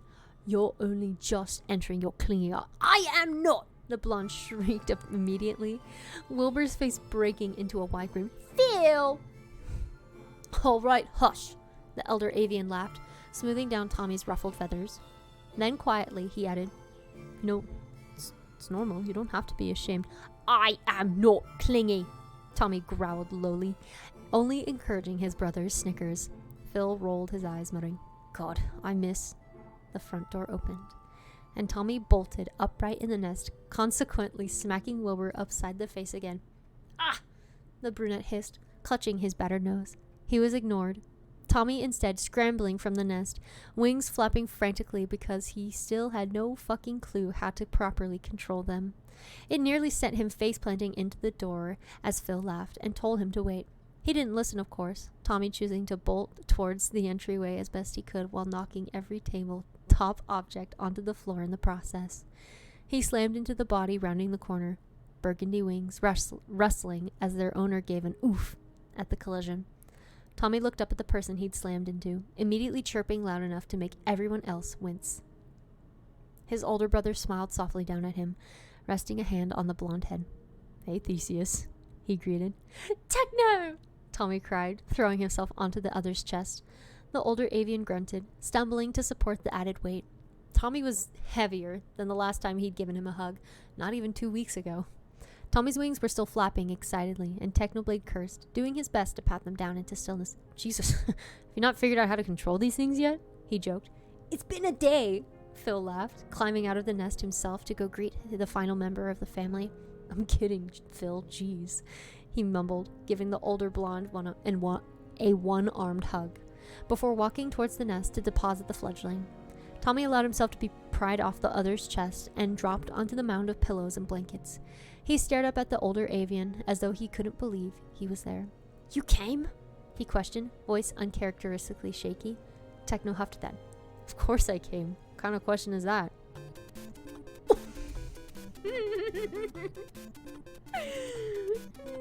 Nixie, thank you for the raid. Oh my gosh. Welcome, Rick. Welcome, Raiders. How was your stream, Nix? What's going on, eh? What's going on, eh? We're just reading. We're reading some fluffy fan fiction. Alico! What's going on, man? What's poppin'? What's poppin', my dude? Oh, excuse me. It's good. Playing some Dead by Daylight. Oh, scary. Ooh. But fun. Pog. We're just finishing up this fluffy wing fit. No, I'm just talking about my good old pal Juliberry. Oh, well, we're doing good. I cried a little bit on the inside. We're slaying. We're slaying. My wrist hurts too. I hit it on the table really hard. Yeah. Join the Discord. What fic is this? This is Of Rainy Days and Downy Feathers by Grasstastic. I can give you the link right now. SBI wing fic. Tommy gets his wings. Family fluff ensues. Pog champ. But we got the lore playlist going. We're chilling out. And then after we read this, we're gonna read the first chapter of my fic that I just posted with Danny. Winging it. Oh, we love the wing edits. We love the wing in it. Alright, but I'm gonna continue reading. But thank you so much for the raid. I'm glad you had a fun stream. We gonna finish this bad boy. I'm in love with this fic, by the way, Julie. You made an amazing choice on choosing. Hey, shout out to Nova for recommending this one. I also love it. Woo, Pink Man. We're gonna read Pink Man. Yes. Burb. We love burbs. Alright. Techno huffed at that. Of course I came. What kind of question is that? Tommy beamed at him. Behind him, Phil shoved the pink-haired avian towards the nest, smiling dryly. With a sigh, Techno clambered into the nest, sitting beside his twin. Wilbur, he greeted with a nod. Fly all the way back here for your baby brother, Wilbur teased. Shut, Phil ordered, pointing a finger at Wilbur as he also got into the nest. The entire flock, finally together. You haven't left this side in 2 days. Tommy laughed evilly at that, grinning at his brother as a flush slowly crept on the brunette's face. It's all right, Tommy, Wilbur said smoothly. I know I'm your favorite. The laughter immediately died as Tommy glared back at him, and Technoblade wrinkled his nose. Bro, I think it's obvious who his favorite is. Has he ever been that happy to see you? Techno questioned. He climbed into my nest to conjure, the other argued back. You were the only one here. Boys, Phil sighed, and received a grateful look from Tommy for stepping in. We all know that I am infinitely preferred. Wait. Oh. Oh, if you redeem... Oh, I'm gonna keep reading. You're just gonna waste your points, man. Trust me, it's happened before. We all know that I am infinitely preferred over both of you, he said quietly, tugging Tommy into his side and draping an inky black wing over the boy. The teen rolled his eyes, but relented into Phil's embrace with zero resistance. The eldest avian hummed smugly, leaning back in the nest and pulling his son with him, carding through his hair with a warm croon. Tommy responded with a sleepy chirp, and the twins' scowls instantly melted into something softer. Technoblade leaned forward, grinning as he asked, When can I take him flying? The teen perked up at that, yelling, Can I go flying?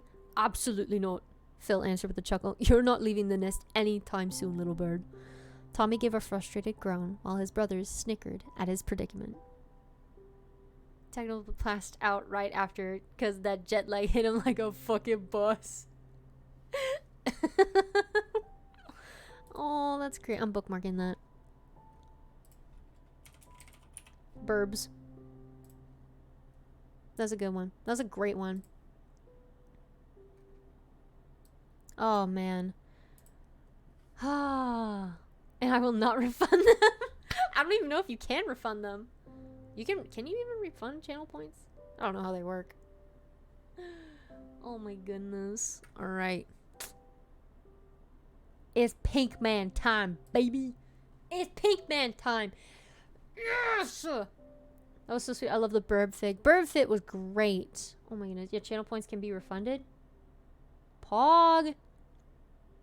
I didn't know that. That's why I have mods. Because they can do it for me.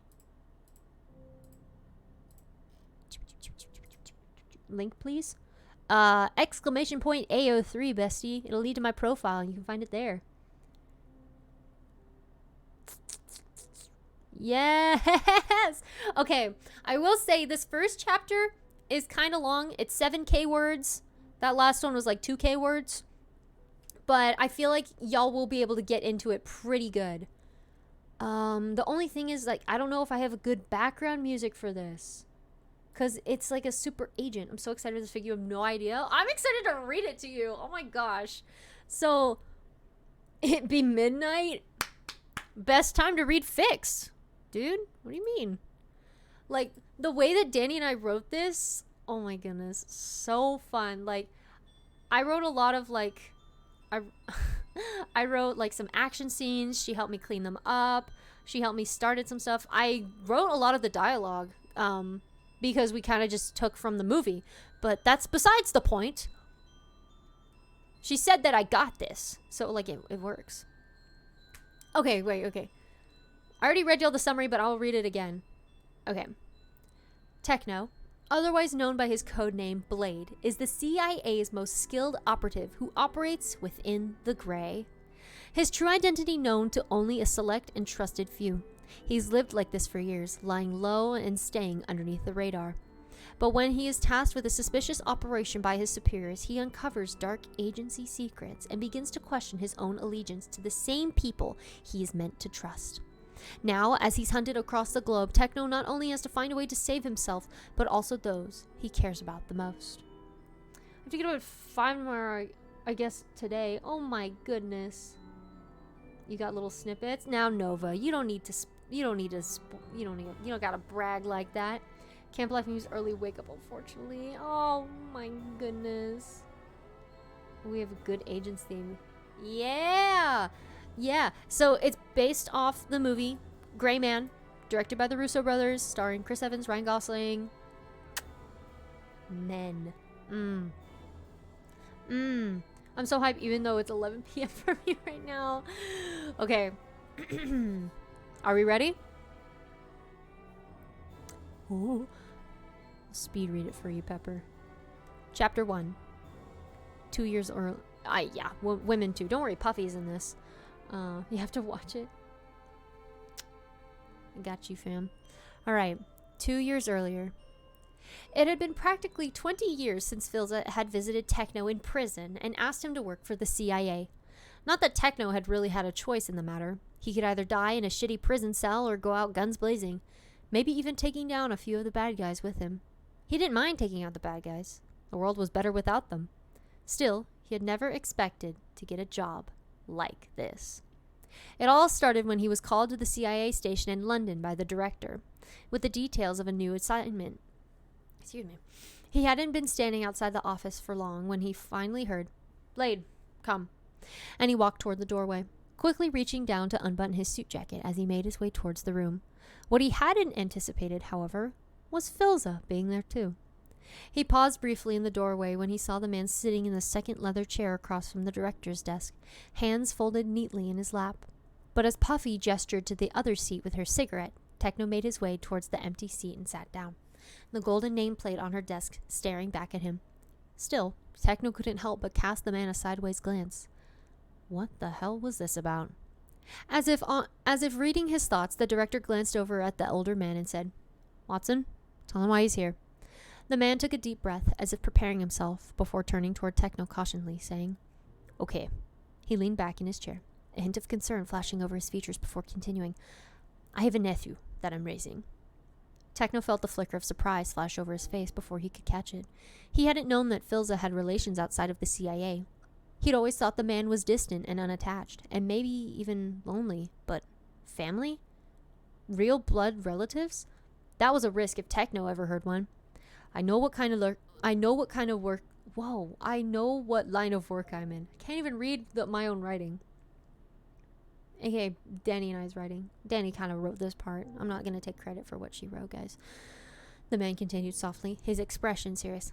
I want the kid to have a normal life, and Puffy's helped me give him one. Techno stared at him for a moment, not quite understanding what all this had to do with him.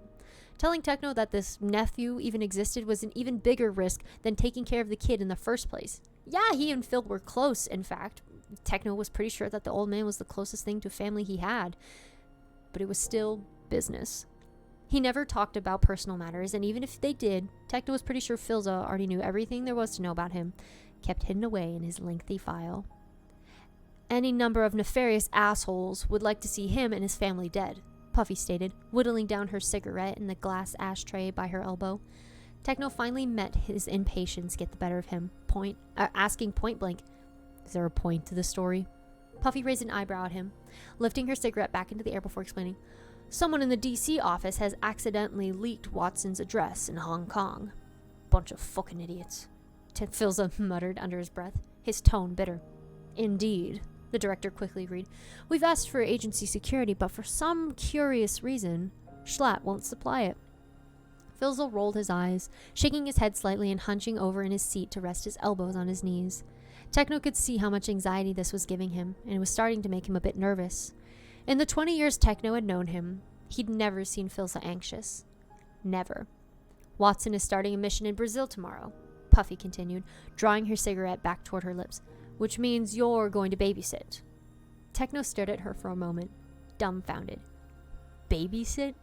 He wasn't a fucking babysitter, he was a government agent, a secret agent. His skills didn't involve children, they involved kicking ass and shooting a pistol, preferably with a steady aim that ended with a bullet in someone's brain.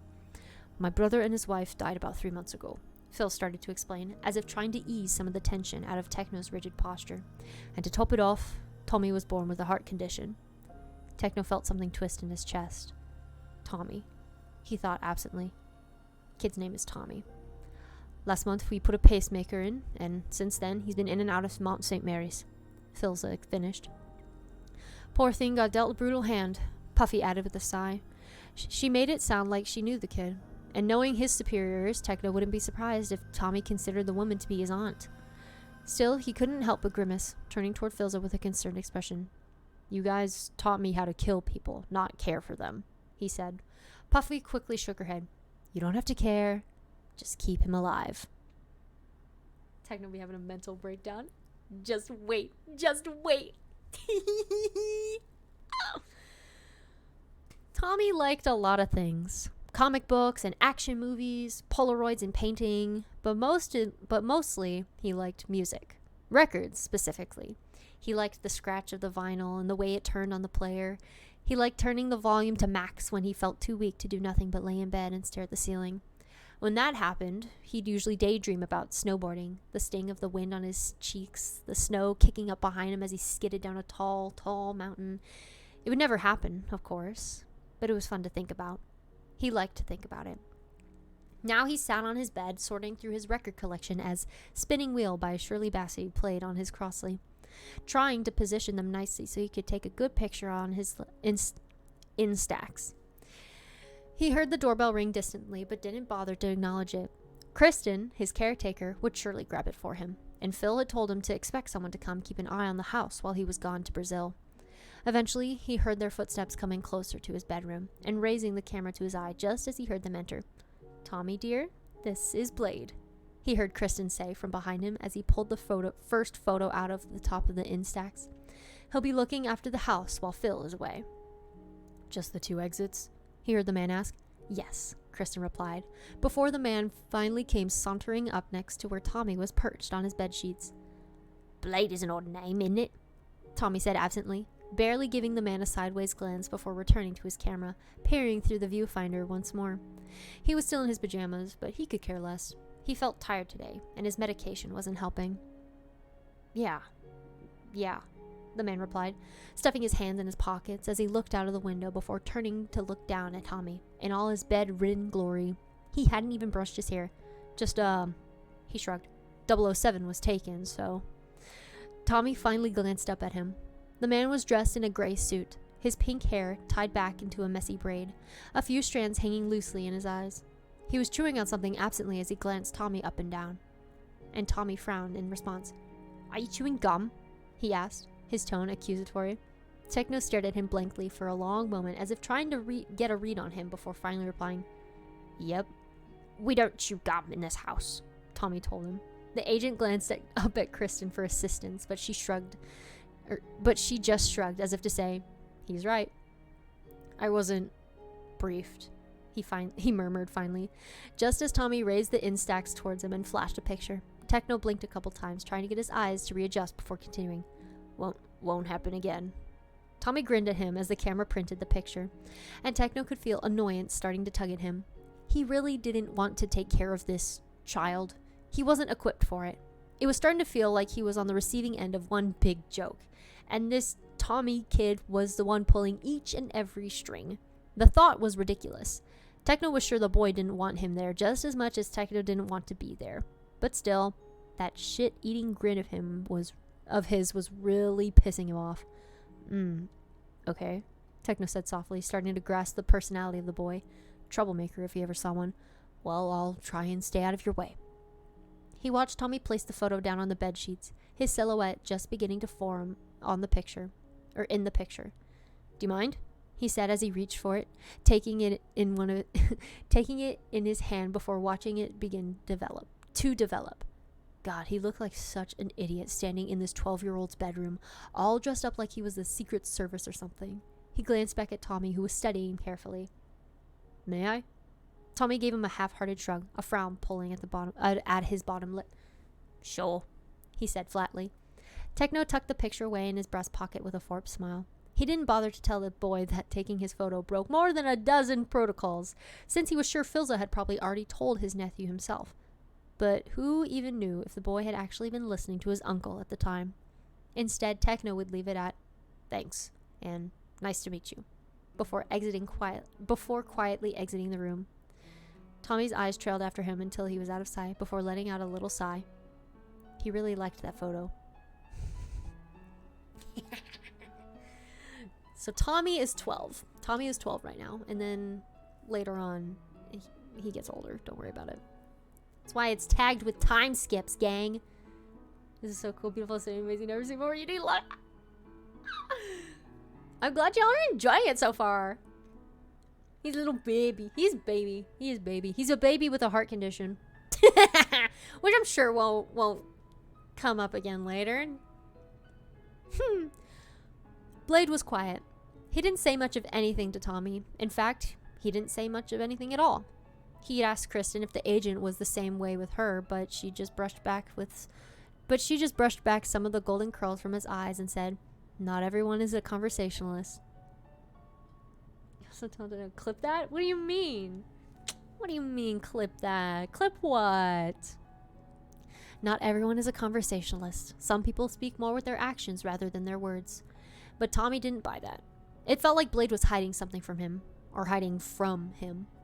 Maybe he just hates children, Tommy thought begrudgingly as he made his way out toward the hanging chair next to the pool, simultaneously tapping away at a game on his phone. Kristen had made him pull on some real clothes before he went outside, but the baggy jeans and white t-shirt weren't so bad when paired with his favorite blue knitted cardigan. It wasn't until he sat down that he realized he accidentally placed himself on top of Blade's pressed gray jacket.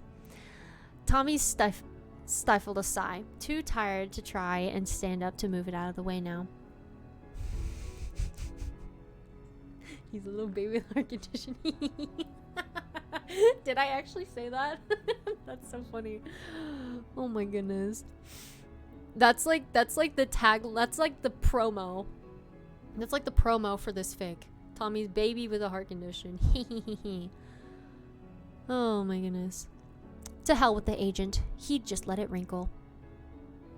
However, it wasn't long before Blade came sauntering back up the stairs toward the patio, an apple core in his hands and his mouth half full. But as soon as he saw Tommy sitting there, he raised a hand and began to turn back the way he came. As he did, Tommy could make out the handle of a handgun sitting out of his back pocket. Out of all the people, why did Phil hire him? Just missed a big part of this, so I'm gonna go and watch it back later. But bye, bye, Clover. Thanks for joining.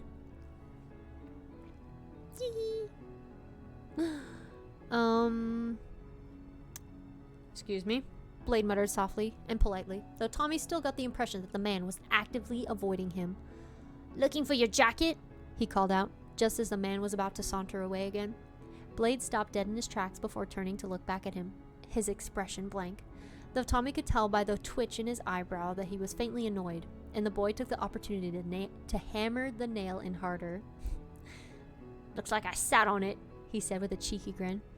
Blade started towards him, tossing the apple core over the patio wall before pointing at the device in Tommy's hand. Do we need audiobooks ASAP? Hey, give me a gig with audio. I mean, I can do that on Spotify, right? I'll make my own fic into an audiobook. Danny and I's fic is going to be an audiobook. I'll put it on Spotify. That's what the YouTube playlists are for, gang. You can just play them in the background. Respectfully. So yeah, subscribe to the YouTube. I read fics.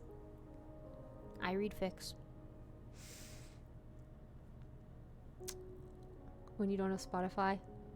Okay, yeah, then we'll do YouTube. We'll keep it on YouTube then. It's accessible to everyone. It's okay. Danny doesn't even have Spotify. I made her get one. She doesn't have the Premiere account though. That would actually be amazing. Love Spotify. We'll do both. Oh man. That means I gotta edit stuff. Oh. I gotta edit stuff. Oh my goodness.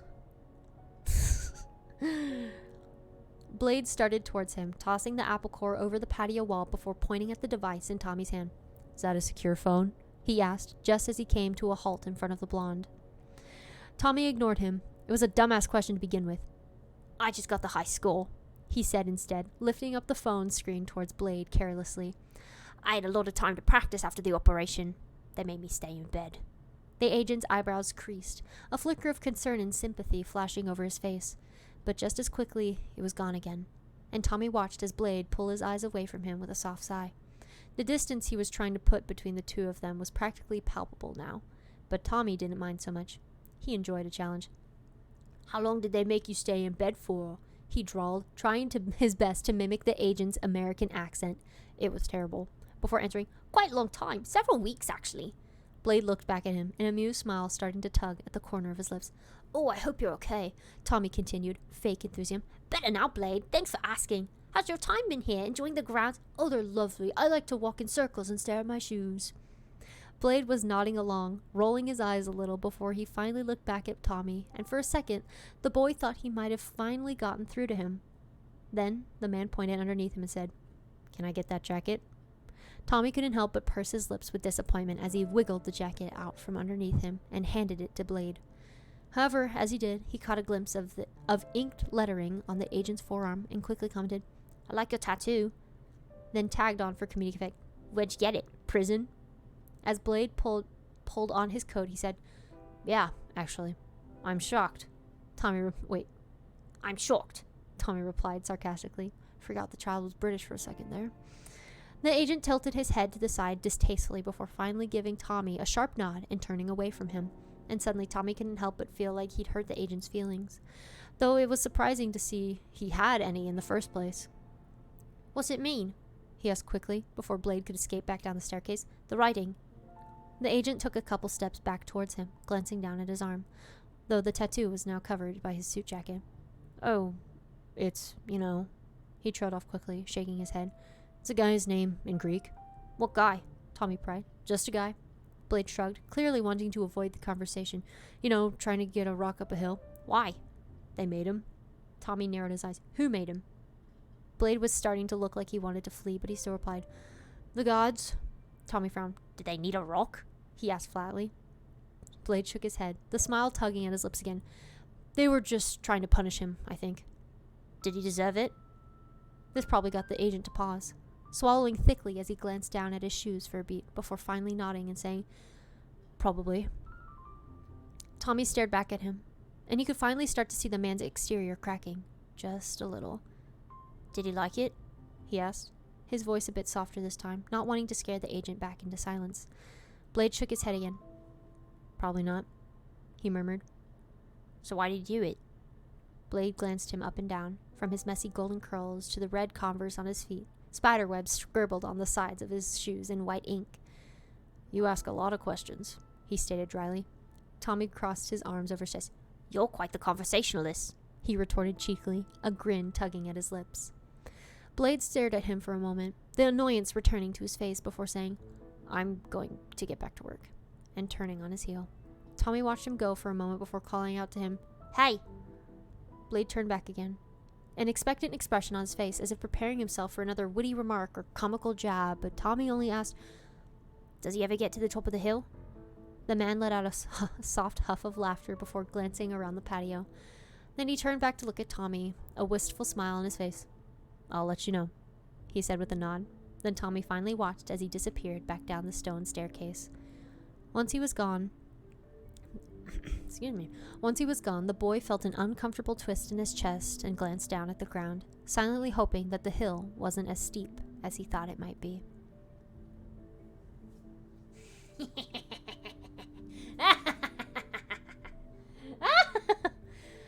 Evil laugh.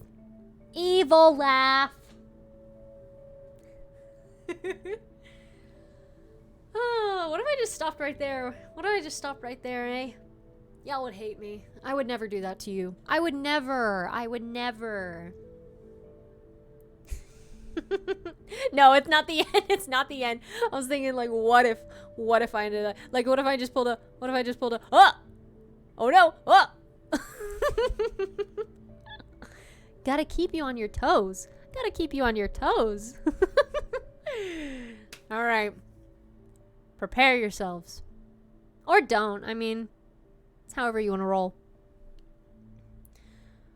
Techno had just finished his last round around the perimeter of the house and was now shining his flashlight outside the glass back door one last time, just to make sure that no one was snooping around. By Juliberry. Don't even joke about it. Sorry, I can't help it. I'm a little jokester sometimes. Gotta keep y'all on your toes. By Juliberry JK. Oh my goodness. Techno had just finished his last round around the perimeter of the house and was now shining his flashlight outside the glass back door one last time, just to make sure no one was snooping around in the dark. The day had been uneventful at best. The kid watched a few Marvel movies, then napped for a bit, before getting up and playing more music on his record player while he pulled out a sketchbook to draw. Techno had noticed that his room had been plastered in photos and posters and drawings alike, and couldn't help but feel for the kid, trapped inside a house all day with only what surrounded him to keep him entertained. And although it was a pretty big house to be trapped in, he couldn't blame the kid for indulging in a bit of escapism. After all, who wouldn't want to be a crime-fighting superhero swinging from skyscrapers and having superhuman healing abilities? For a kid who struggled to get out of bed in the morning and got breathless just from walking the length of his own house, Techno imagined that it was a dream. So he did feel for the kid. Maybe he even liked him a little, but he hadn't taken this job to make friends. He was here to protect Philza's kid, so that was what he was going to do. He clicked off the flashlight carefully to place... Spoderman. Yeah, kid like Spider-Man. Yeah, Danny added that detail. Danny added that with the... She added like the description of the blue cardigan and spiderwebs on his Converse. He's a Marvel fan. We love it. He clicked off the flashlight, carefully placing it on the dining room table as he passed by it, before hearing the jingle of keys and glancing up to see Tommy's personal caretaker, Kristen, smiling at him warmly. Tommy's asleep, she told him informatively. I'm going out for a bite. He nodded at her in response, and she made her way toward the front door, disappearing around the corner of the house. Although Techno had been up all day, he wasn't tired. He'd stayed up for a lot longer in a lot more unpleasant situations, so it wasn't as if a couple night shifts in a comfy house would hurt him. Still, he dug into his breast pocket and pulled out a piece of gum, unwrapping it as he leaned over the security camera's monitors. Then he glanced around cautiously before popping it into his mouth, the minty flavor making his taste buds tingle as he leaned in to examine the monitors. He watched for a few moments, raising an eyebrow as a monkey opened one of Philza's trash cans and began digging through the contents before a shuffle came from behind him. Mr. Blade, he heard a pained voice croak. He turned just in time to see Tommy leaning against one of the wooden beams near the hallway. His face was pale, blue cardigan falling off one of his shoulders, and his blonde hair sticking to the sweat that now covered his forehead. The boy stumbled forward shakily, trying to keep himself upright as best he could, one hand pressed into his chest. Techno felt his eyes widen with alarm, straightening slightly as the boy gasped, "Something's wrong." Tommy's knees buckled, and he collapsed onto the tile floor, letting out a soft grunt of pain, and Techno immediately felt his heart plummet. He shot up, pulling away from the monitors and beginning to race to where the boy had sprawled onto the floor. When he reached him, he dropped down on one knee scooped the boy into his arms. He weighed practically nothing, and Techno couldn't help but tighten his grip around Tommy's shoulders as he lifted him gently off the ground. "I got you," he whispered softly. "I got you." But Tommy didn't reply. His face pinched with pain, his breath short and shallow. Instead, he leaned his cheek into Techno's wrinkled jacket, probably too weak to even hold his chin up, and Techno felt his pulse quicken. Hospital, he thought, his mind racing as he headed toward the front door. Phil's nephew cradled in his arms. God, that man was going to kill him if anything happened to this kid. Mount St. Mary's. He burst through the front door of the house, jogging toward his car and pulling open the side door before gently placing Tommy in the passenger seat and expertly pulling the strap over his tiny frame, buckling him in before running around to the other side and flinging open the door to the driver's seat. To say he sped to the hospital would be an understatement. It was only when they screeched to a halt in the emergency entrance that Techno bothered to slow down, and even then he still flung himself out of the car, practically vaulting over the hood as he made his way to the passenger side. He whipped open the door to grab Tommy, noticing that the boy was still panting, but he was also still conscious, which Techno couldn't help but thank God for. He quickly clicked the belt off Tommy before lifting him up again, and the boy let out a soft moan of pain as he did, to which Techno felt something break inside of himself.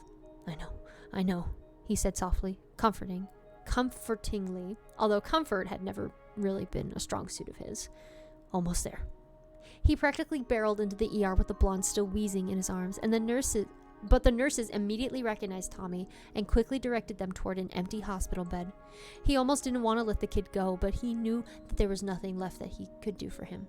So he carefully set Tommy down in the white sheets and watched helplessly as the nurses began to cart him away. Techno wouldn't usually panic in a situation like this. In fact, he was usually better when placed under high stress. He'd been trained to be. But when Tommy was finally wheeled out of his sight, he suddenly felt a wave of dizziness wash over him, and quickly opted to sit down in a nearby chair. He could hear blood rushing in his ears, his heartbeat pounding, and he took a couple deep breaths, trying to steady himself. He absently pushed a few strands of pink hair out from his eyes, his mind going back to when Tommy had first fallen onto the floor, the feeling of his heart dropping into his stomach. He grimaced, leaning back in the chair and pressing his head against the wall of the corridor. "Please let him be okay," he prayed, his heartbeat still pounding in his chest. "Please let him be okay." Oh my gosh. That's so fun to read out loud now. Oh my goodness. I would read this part over again. Danny wrote this section, and I would reread the stuff, and I would just send her pictures I'm reading this again, and she would go, "Stop, you're gonna numb yourself." And I'm like, but angst. Okay, this one's on Danny, okay? Danny wrote this section.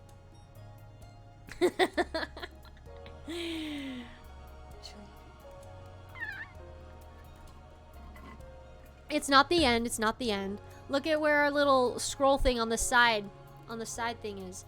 We got more, don't you worry. It's not the end. All right. We are more than halfway through. I did write the fight scene and then Danny helped me fix it. So no, it's not gonna end. It's not over. I will tell you guys when it's over. I just want to take a little break so that I can see y'all's reaction to each section, you know? It's important to me. It's important. By the time Kristen showed up, Techno had finally calmed down. The doctors had come out to inform him that Tommy would be fine before directing him toward the cardiology wing. Yes, that's the heart section. Fight scene. Oh, don't worry about it. When he'd gotten there, the boy had been asleep. the steady beeping of the machine letting Techno know that he was, in fact, all right. Still, his heart twisted at the sight of the boy hooked up to every machine imaginable. Monitors had been pressed and onto his chest. We aren't even done with chapter 1. This figure's like, oh, that means the world. Oh my goodness. Monitors had been pressed onto his chest, an IV taped to the back of his hand, and an oxygen mask over his face.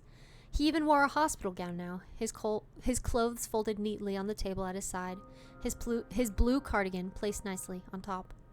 He hadn't taken it off all day, and to see him without it felt wrong somehow.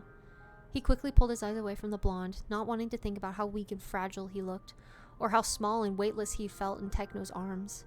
Instead, the agent stood in the doorway. Instead, the agent stood at the doorway, hands folded over one another as he scanned the corridor for anyone suspicious, unable to bring himself to look back into the room a second time. It didn't take long for Kristen to show up after that. Her face creased with concern and her hands white-knuckled around the strap of her purse. She paused at the doorway only briefly, touching Techno's elbow and whispering, "Thank you," before heading inside. Although Techno wasn't really sure what she was thanking him for, he'd been completely useless. All he could do was stand in the doorway, silently keeping watch as he listened to the staff explain what had happened to Kristen. He stabilized, the doctor reassured her. "Tell Filza that there was a programming glitch. We were able to repair it, non-invasive. The remote system flagged it 10 minutes before he pulled up. We can keep track of his pacemaker from just about anywhere." "Thank you. I'll let him know," Kristen said softly, already pulling out her phone. She brushed past Techno as she put it up to her ear, and he watched as she receded down the hall, her voice fading as she said, "Filza? Yes, everything's fine." He stared at her for a long moment before he finally took a deep breath and decided to glance back at Tommy again. And when he did, he was surprised to see the kid staring back at him. He looked exhausted as hell, his eyes heavy-lidded as he looked at Techno. But when he saw he caught the agent's gaze, he managed to lift a hand, giving him a rock and roll salute. God, this fucking kid, Techno thought to himself, almost died and he still has a sense of humor. He quickly nodded back at the blonde in response and watched as the boy slowly rested his head back down on the top of his hospital sheets before letting his eyes slide closed again. It only took a second for his breathing to steady out, showing that he'd fallen right back to sleep. And as Techno pulled his gaze back toward the hospital corridor, he couldn't keep the fond smile from his lips. It wasn't long after before Tommy was taken off oxygen and IV. All that was left to do was to wait for him to wake up, and Techno felt himself pacing back and forth in the doorframe, glancing over at the boy every few seconds to see if he was stirring yet. Techno sat at his bedside, typing away at her phone, and Techno got an odd sense that she was still talking to Phil, updating him every 10 minutes or so on Tommy's condition. When she wasn't texting, she was staring at him, and it wasn't long before the woman finally spoke up. "Why don't you go grab something to eat, Blade?" she suggested. Techno turned his head to look at her, shaking his head minutely. "I'm fine." "You're running on 18 hours of sleep without... You're running on 18 hours without any sleep, and you haven't eaten since lunch," she commented flatly, which consisted of a single apple, if I recall correctly. Techno let out a long sigh, finally halting in his tracks, his eyes traveling toward Tommy. The boy's chest was still rising and falling evenly. The steady beeping sound of the machine beside him offering Techno the comforting reminder that he was okay. He was okay now. Not only that, but he had a feeling that the boy's caretaker wasn't going to take no for an answer. "I guess I could grab something real quick," he agreed hesitantly. Kristen only stared at him in response, but when he didn't move, she widened her eyes and tilted her head toward the door, urging him to leave.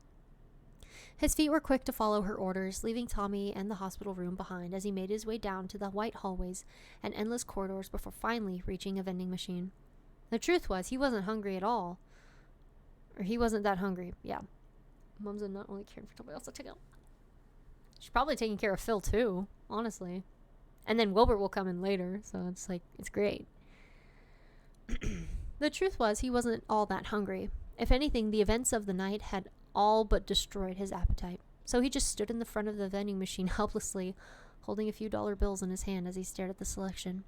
The minutes slowly beginning to drag into one another before he finally just shoved a couple bills in and pressed some random buttons. Then he bent down and reached into the slot, pulling out whatever had fallen and taking a look at it. It was a pack of Smarties.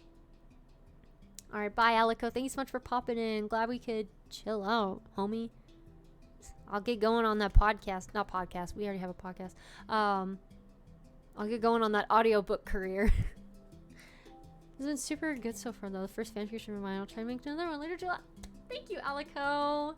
Bye. Everyone say bye, Alico. Hearts in chat. Hearts in chat for my boy, Al.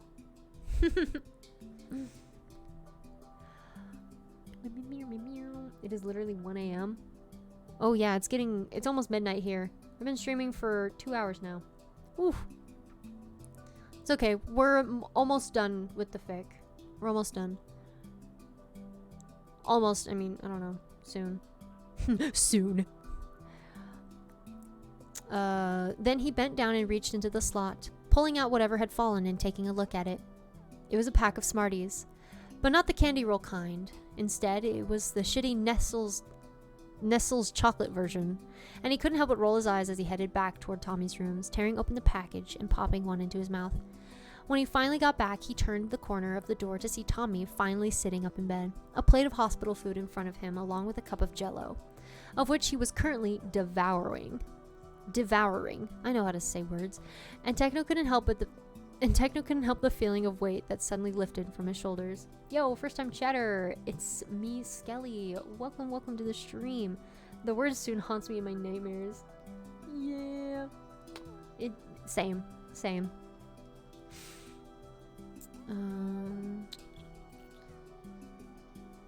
American Smarties or California? Like the ones that people crush up and make into powder. Those are the good kinds. But he's got the chocolate covered versions.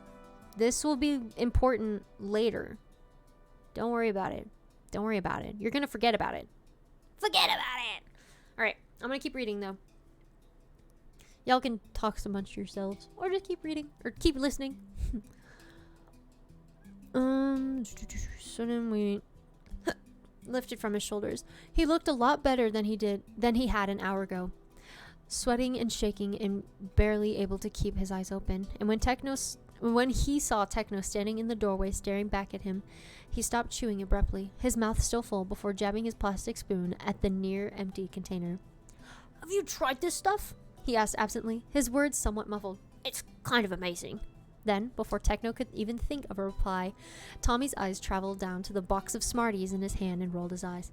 "Ugh, you got the chocolate ones?" he said, making a face. "The candy rolls are so much better." Let me tell you, the chocolate rolls are smart. No, the chocolate ones aren't important. The candy rolls are so much better. Tee! Techno let out a huff of laughter and watched as the kid quickly finished off his Jell-O, setting the cup down on his hospital tray before leaning back into his pillow and glancing up at the man through golden bangs. "I guess this is the part where I thank you for saving my life," he said softly. Techno stared at him for a second, his mind going blank, before his eyes flickered toward where Kristen was sitting in the corner of the room. She looked back at him for a moment before standing from her seat with a tiny sigh and shouldering her purse. "I'll give you 2 minutes," she said softly, patting Techno on the shoulder lightly as she passed him. "Oh, that's really not," he started, but she was already disappearing down the hall. "Okay," he muttered under his breath, turning back to look at Tommy. The boy was still sitting there, his eyes practically dissecting Techno as the agent stood awkwardly in the doorway. "You know, you don't have to thank me," he said after a long moment. "It was my job to." He waved his hand around aimlessly as if trying to grab the words from the air. "Keep you alive." Tommy stared at him for a moment before a grin slowly crawled across his face. "Well, I'm glad I could keep it interesting for you." Techno couldn't help the smile that fell on his lips as he walked over to the empty chair beside Tommy and took a seat. "You know," he said with a sigh as he settled against the back of the chair, "you're annoying as hell." Tommy raised an eyebrow. "Because you're so much better?" he shot back sardonically. Techno stared at him for a moment before finally saying, "Guess that means we're stuck with each other." The kid tilted his head curiously to one side. "In that case, can I know your name?" It's Blade." "I mean your real name," Tommy said dryly. Techno stared at him. He hated this kid. He hated his dumb questions and his stupid fluffy hair and his icy blue gaze. He hated his snarky attitude and the fact he couldn't chew gum around him. He hated the fact that the kid had scared the crap out of him and hated that he'd felt so panicked about some child he'd just met that morning. But even more than that, he hated that a part of him wanted to tell him the truth, and he hated that he had to lie to protect him from it. In short, he hated that he liked the kid. It's Blade, he repeated finally. The candy ones remind me of chalk, which is good. Never tried the chalk ones though. Yeah, apparently I've never heard of the chocolate ones either. But we like the chalky ones. Those are good. Blade cares about this kid so much. And when you watch the movie, oh my gosh. The fact, guys, after you read the fic, you watch the movie, and you'll be all like, oh, yo, it's Technoblade and Tommy in it. Alright. Techno, just admit you love the child, OMG. That's what I'm saying, bestie. You don't even know. You don't even know. We have to write it. Oh my goodness. It took about an hour after, or wait. I like the Smarty ropes.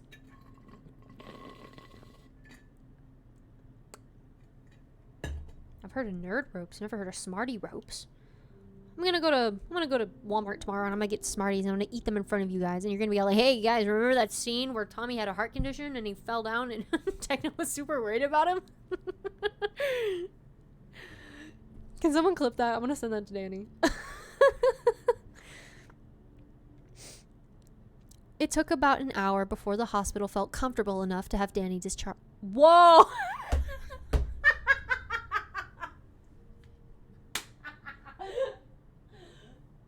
Whoa. Man. Danny on my mind 24/7. I'm gonna watch the movie after this for sure. Who needs sleep anyways? But if you watch the movie, get spoilers. That's so funny. I literally just said Danny instead of Tommy. Wow. Clip that. Clip that instead. Tech will be like, I've only known Tommy for less than a day, but if he was murdered, I would kill that person, kill everyone in his room, and then... Nah. He's Technoblade. He never dies. Yeah. I'm gonna watch the movie. Yeah. You write the fic just to make him love the child. Yeah. I mean, yeah. Bro, the fact that Danny kind of, like, gave me the boost to, like, tackle this project. You're like, hey, that pink, the gray man at you, little Danny is in the fic. No! She's not. She's in the fic. Like, look at her name's right underneath the title. So technically, you're right. Can't believe Danny is now canon in the SBI. I know, right? Crazy. That's funny. Danny, what are you doing in my SBI fic? Danny, what are you doing in our SBI fic? It's ours. Sayo. Okay.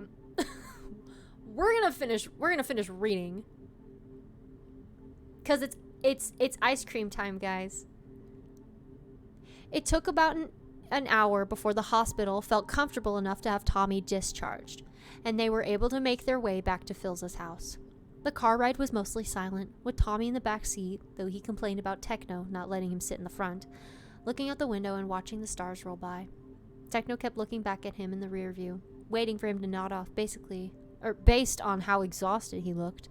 But even by the time they got back, Tommy seemed to be wide awake. As the pair made their way inside the house, Techno watched as Tommy headed immediately for the kitchen freezer, flinging open the door and pulling out a box of Neapolitan ice cream. Tradition, Kristen said softly, when she saw the confused look on Techno's face. She had pulled in right after them, car keys still jingling in her hands as she brushed past him, calling out to Tommy, "Only one scoop after that Jell-O." "Fine," Tommy called back begrudgingly. But Techno caught him digging out an extra spoonful when the caretaker wasn't looking. After that, they both ended up at the dining room table, Techno watching over the security monitors while Tommy sat beside him, one hand propping up his chin while the other swirled around the melting ice cream in his porcelain blue bowl. He wasn't wearing his cardigan anymore, not since he changed back into his PJs at the hospital, and Techno continued to glance over at him regularly just to make sure he was okay, before the silence eventually became too deafening to ignore. "You feeling better?" he asked gently, pressing a few buttons as he flicked through the different camera angles around the house. Can you and Danny be background characters in the next chapter you turn in college, just vibing? I don't know, bestie. I'm not really one for cameos. I'd rather just write it. "You feeling better?"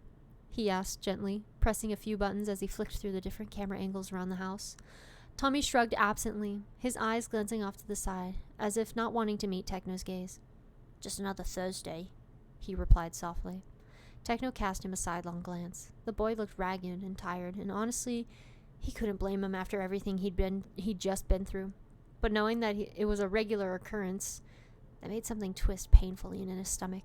Tommy was a good kid. Annoying as hell, but good. And Techno couldn't help but be reminded of the fact that this shitty world would always be so far from fair. Tommy let out a little sigh, picking up his spoon again. "Phil says that this is the best medicine," he told Techno. "Ice cream?" "Tend to agree." Techno smiled softly, looking back at the security cam monitors and nodding along to what the boy was saying. "He's a very smart man," he murmured. Tommy set his spoon down again without taking a bite, to which Techno noticed far more acutely than he cared to admit. "Only family I got," the blonde said softly, almost sadly, and Techno felt that painful twist in his stomach again. "Closest thing to family I got too," he stated. It was true. Philza had always been there for him since the very beginning. Despite what he said, Techno knew that the man had never regarded him as some kind of disposable living weapon. Philza saw that he was a person, that he had grit and determination and heart and probably a million other things too. He always looked out for Techno, always told him the truth, always backed him up whenever he needed it, or gave him a way out of situations he couldn't handle on his own. He saved his life over and over and over. The first time being when he came to Techno's prison cell all those years ago. And Techno would always see him as more than just his boss. He was his friend, his only friend. Tommy turned to look at him then, narrowing his eyes suspiciously, as if trying to determine whether or not this was true, before finally saying, "Maybe that kind of makes us family." Techno's head jerked up to stare at him, his eyebrows raising with the smallest ounce of surprise before the word finally seemed to settle into his chest. Family. He couldn't remember the last time he had one of those, if he'd ever even had one at all, but suddenly in that moment, Philza and Tommy and family all seemed to go hand in hand, and Techno couldn't help but smile. But as he turned back to the security cams, he could suddenly see the monitors begin to flicker before they went dark, a red all-caps off line scrawling across each screen. He scrolled through each one, his fingers moving up and down the keypad just as Tommy let out a yawn. Techno's eyes met Tommy's face, noticing the dark circles underneath the boy's eyes. "Should go to bed," he commented. Tommy nodded in agreement, although the kid was Now, enough of this found family. It's time to fight for your lives. What? Why are we... What? 15 months? Oh my gosh. Nova Stella! Nova Stella! Welcome to the stream, my love! We are reading Found Family. Maybe that makes us my heart. I'm dying a candle. I know. But no, don't worry, Pepper. The chapter's almost over. Nova, we're reading Danny and I's fanfic. We're reading the first chapter of it. Been hanging out for a bit, getting cuddly right now. Yes. Spider-Man point meme at other Nova. Oh, yes. We have 2 Novas in chat. Nova. Nova squared. Okay. Okay, so offlines are flickering. Okay. Techno's... oh, yeah, you should go to bed. Tommy nodded in agreement. Although the kid was as stubborn as his uncle, after the long day they'd all had, he seemed to finally acknowledge the fact that he was at the end of his rope. As if right on cue, Kristen walked into the dining room, walking up behind Tommy and placing her hands gently on his narrow shoulders. "All right, little one," she ushered him kindly. "You heard the weapon. Let's go." Tommy let out a sigh, but rose to his feet, and as she led the boy towards his room, he called over his shoulder, wait, how does British people talk? Night robot. Techno, with his eyes locked back onto his laptop screen, and no changes to the security camera's status, absently replied, Night, Tommy. Then he leaned back in his seat, staring at the black screens as his eyebrows furrowed together. He could already feel himself getting edgy, his senses spiking, his body focusing in on his surroundings more acutely than before. Whatever was going on with the cameras was either very bad or very, very bad. And Techno had already had the longest day known to man. It felt like things couldn't get much worse. But we're about to, just in spite of him. Can I play a record? He heard Tommy ask from down the hall, and couldn't help but swing his head toward the boy's voice. Just one, Tom. Don't forget to brush your teeth, too, Kristen replied. I'm going to start the bath. Techno watched as the blonde and his caretaker stepped foot safely inside his bedroom before finally turning his gaze the other way, toward the large glass windows of the dining room. He could hear the faint guitar strings of an old 70s song starting up on Tommy's record player, along with some unwanted noises from the yard. The faint sound of a gate hinge squeaking, the dog barking in alarm. Kristen and Tommy were still talking distantly down the hall, but Techno wasn't focused on what they were saying. He was just glad they were out of harm's way.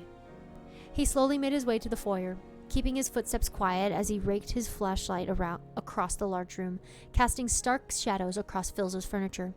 He stood there for a few moments, listening intently, Tommy's record player still spinning out Mark Lindsay's lyrics, when he suddenly heard the soft cocking of a handgun to his left. Techno tucked the flashlight into his chest at the sound, smothering the glow as he crept toward the noise quietly.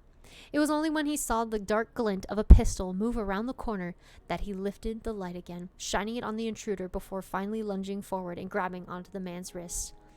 Before the gunman had time to react, Techno had pushed his arms toward the ceiling, the gun along with it, and jabbed his fist into the man's side, knocking the air from his lungs. Then, he quickly wrapped his arms around the intruder's wrist, dragging him out from the corner and slamming him into a wall near the dining room. Techno brought his knee into the man's forearms, letting the gun clatter onto the floor at his feet before he slammed his fist into the perpetrator's face. The man's head snapped backwards, and before he could compose himself, Techno used the butt of his flashlight to hit him again. But as he went in for an opt to ram the metal flashlight into his side, that knocked him off balance just long enough for Techno to whack him across the face with the flashlight again. But unfortunately, it didn't seem the man was going down without a fight. He managed to slip from Techno's next punch, darting into the living room before turning to face him again and making a swing for his face. The agent dodged this with ease, his hand latching onto a bowl resting on a nearby table and quickly turning back to smash it over the intruder's head. The man shook it off easily, however, lunging at Techno, but he wasn't nearly as strong as the agent was, and Techno had no trouble throwing him into the wall once more. Then, all it took was a knee to the stomach and 2 more hits to the face before the man's head snapped into the stone wall behind him, and he sprawled onto the floor at Techno's feet. Techno took a deep breath, trying to steady his racing heartbeat before he heard the soft creak of floorboards from behind him. He whirled his head around, worried he'd missed some other intruder entering the house, but when he saw who it was, his eyes widened with concern. Tommy was standing in the hallway, one hand pressed gingerly against a wall, his gaze flickering down to the unconscious man at Techno's feet. The agent suddenly wondered how much the boy had seen as his eyes darted back up to Techno, his expression suddenly filled with fear and worry. It was so far from the snarky smiles and sly grins that Techno was used to, and he felt his heart clench tighter in his chest as Tommy looked back up at him, something in his blue eyes shifting, as if he was seeing Techno for the very first time. "Is everything okay?" he asked quietly. Techno casually stepped in front of the intruder's body, blocking Tommy's line of sight. That was the last thing a 12-year-old needed to see before they went to bed. The last thing he should be having nightmares about. "Yeah," he said shortly, lifting the last shard of the bowl in his still in his hand. "Broke a bowl." Tommy stood there for a moment, his eyes still darting between Techno and the now semi-hidden, crumpled figure on the floor. "You sure you're all right?" he asked. Techno felt himself soften at the question, the tight ball of anxiety loosening itself in his chest. It felt weird to be asked a question like that, but it also felt good. And Techno couldn't help the soft, fond smile that snuck its way onto his lips. He let out a soft sigh and glanced down beside him, noticing the handgun still lying uselessly on the floor. Then he returned his gaze back to Tommy. "Yeah," he said softly, with a shrug. Just another Thursday. The 12-year-old still had a mixed look of shock and concern plastered on his face. He'd known Techno for less than 48 hours, but somehow he still managed to latch onto him in some way. Maybe it was because Techno had been the one to drive him to the hospital, or maybe it was something deeper than that. Still, Techno could feel himself growing more vulnerable by the minute. He didn't form attachments. It wasn't his job to care. His job was to operate without hesitation, without risk, without weakness. And yet there was just something about this boy, something so gentle and sarcastic and sweet that fit right in between Techno's defenses. "You should go to bed," Techno said after a long moment of silence, nodding toward Tommy's bedroom. "Good night." Tommy gave him one last long look, glancing him up and down before finally replying, "Night." Then he slowly turned away from Techno, his eyes still lingering on the unconscious form at Techno's feet before he managed to pull himself away from the wall. Techno could hear the end of Silver Bird still drifting down the hall from his bedroom, the record still spinning on the crossley, and he could feel the smile slowly collapsing from his face as Tommy reached for his door handle. Then, just before he closed the door, he cast Techno one last glance, and something seemed to pass between the two of them, some unspoken, unbreakable promise. Unfortunately, that wouldn't be the last time that Techno had to save him.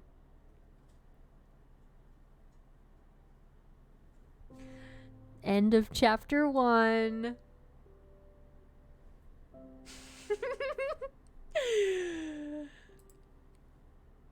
And that's gonna be it for SBI Sunday.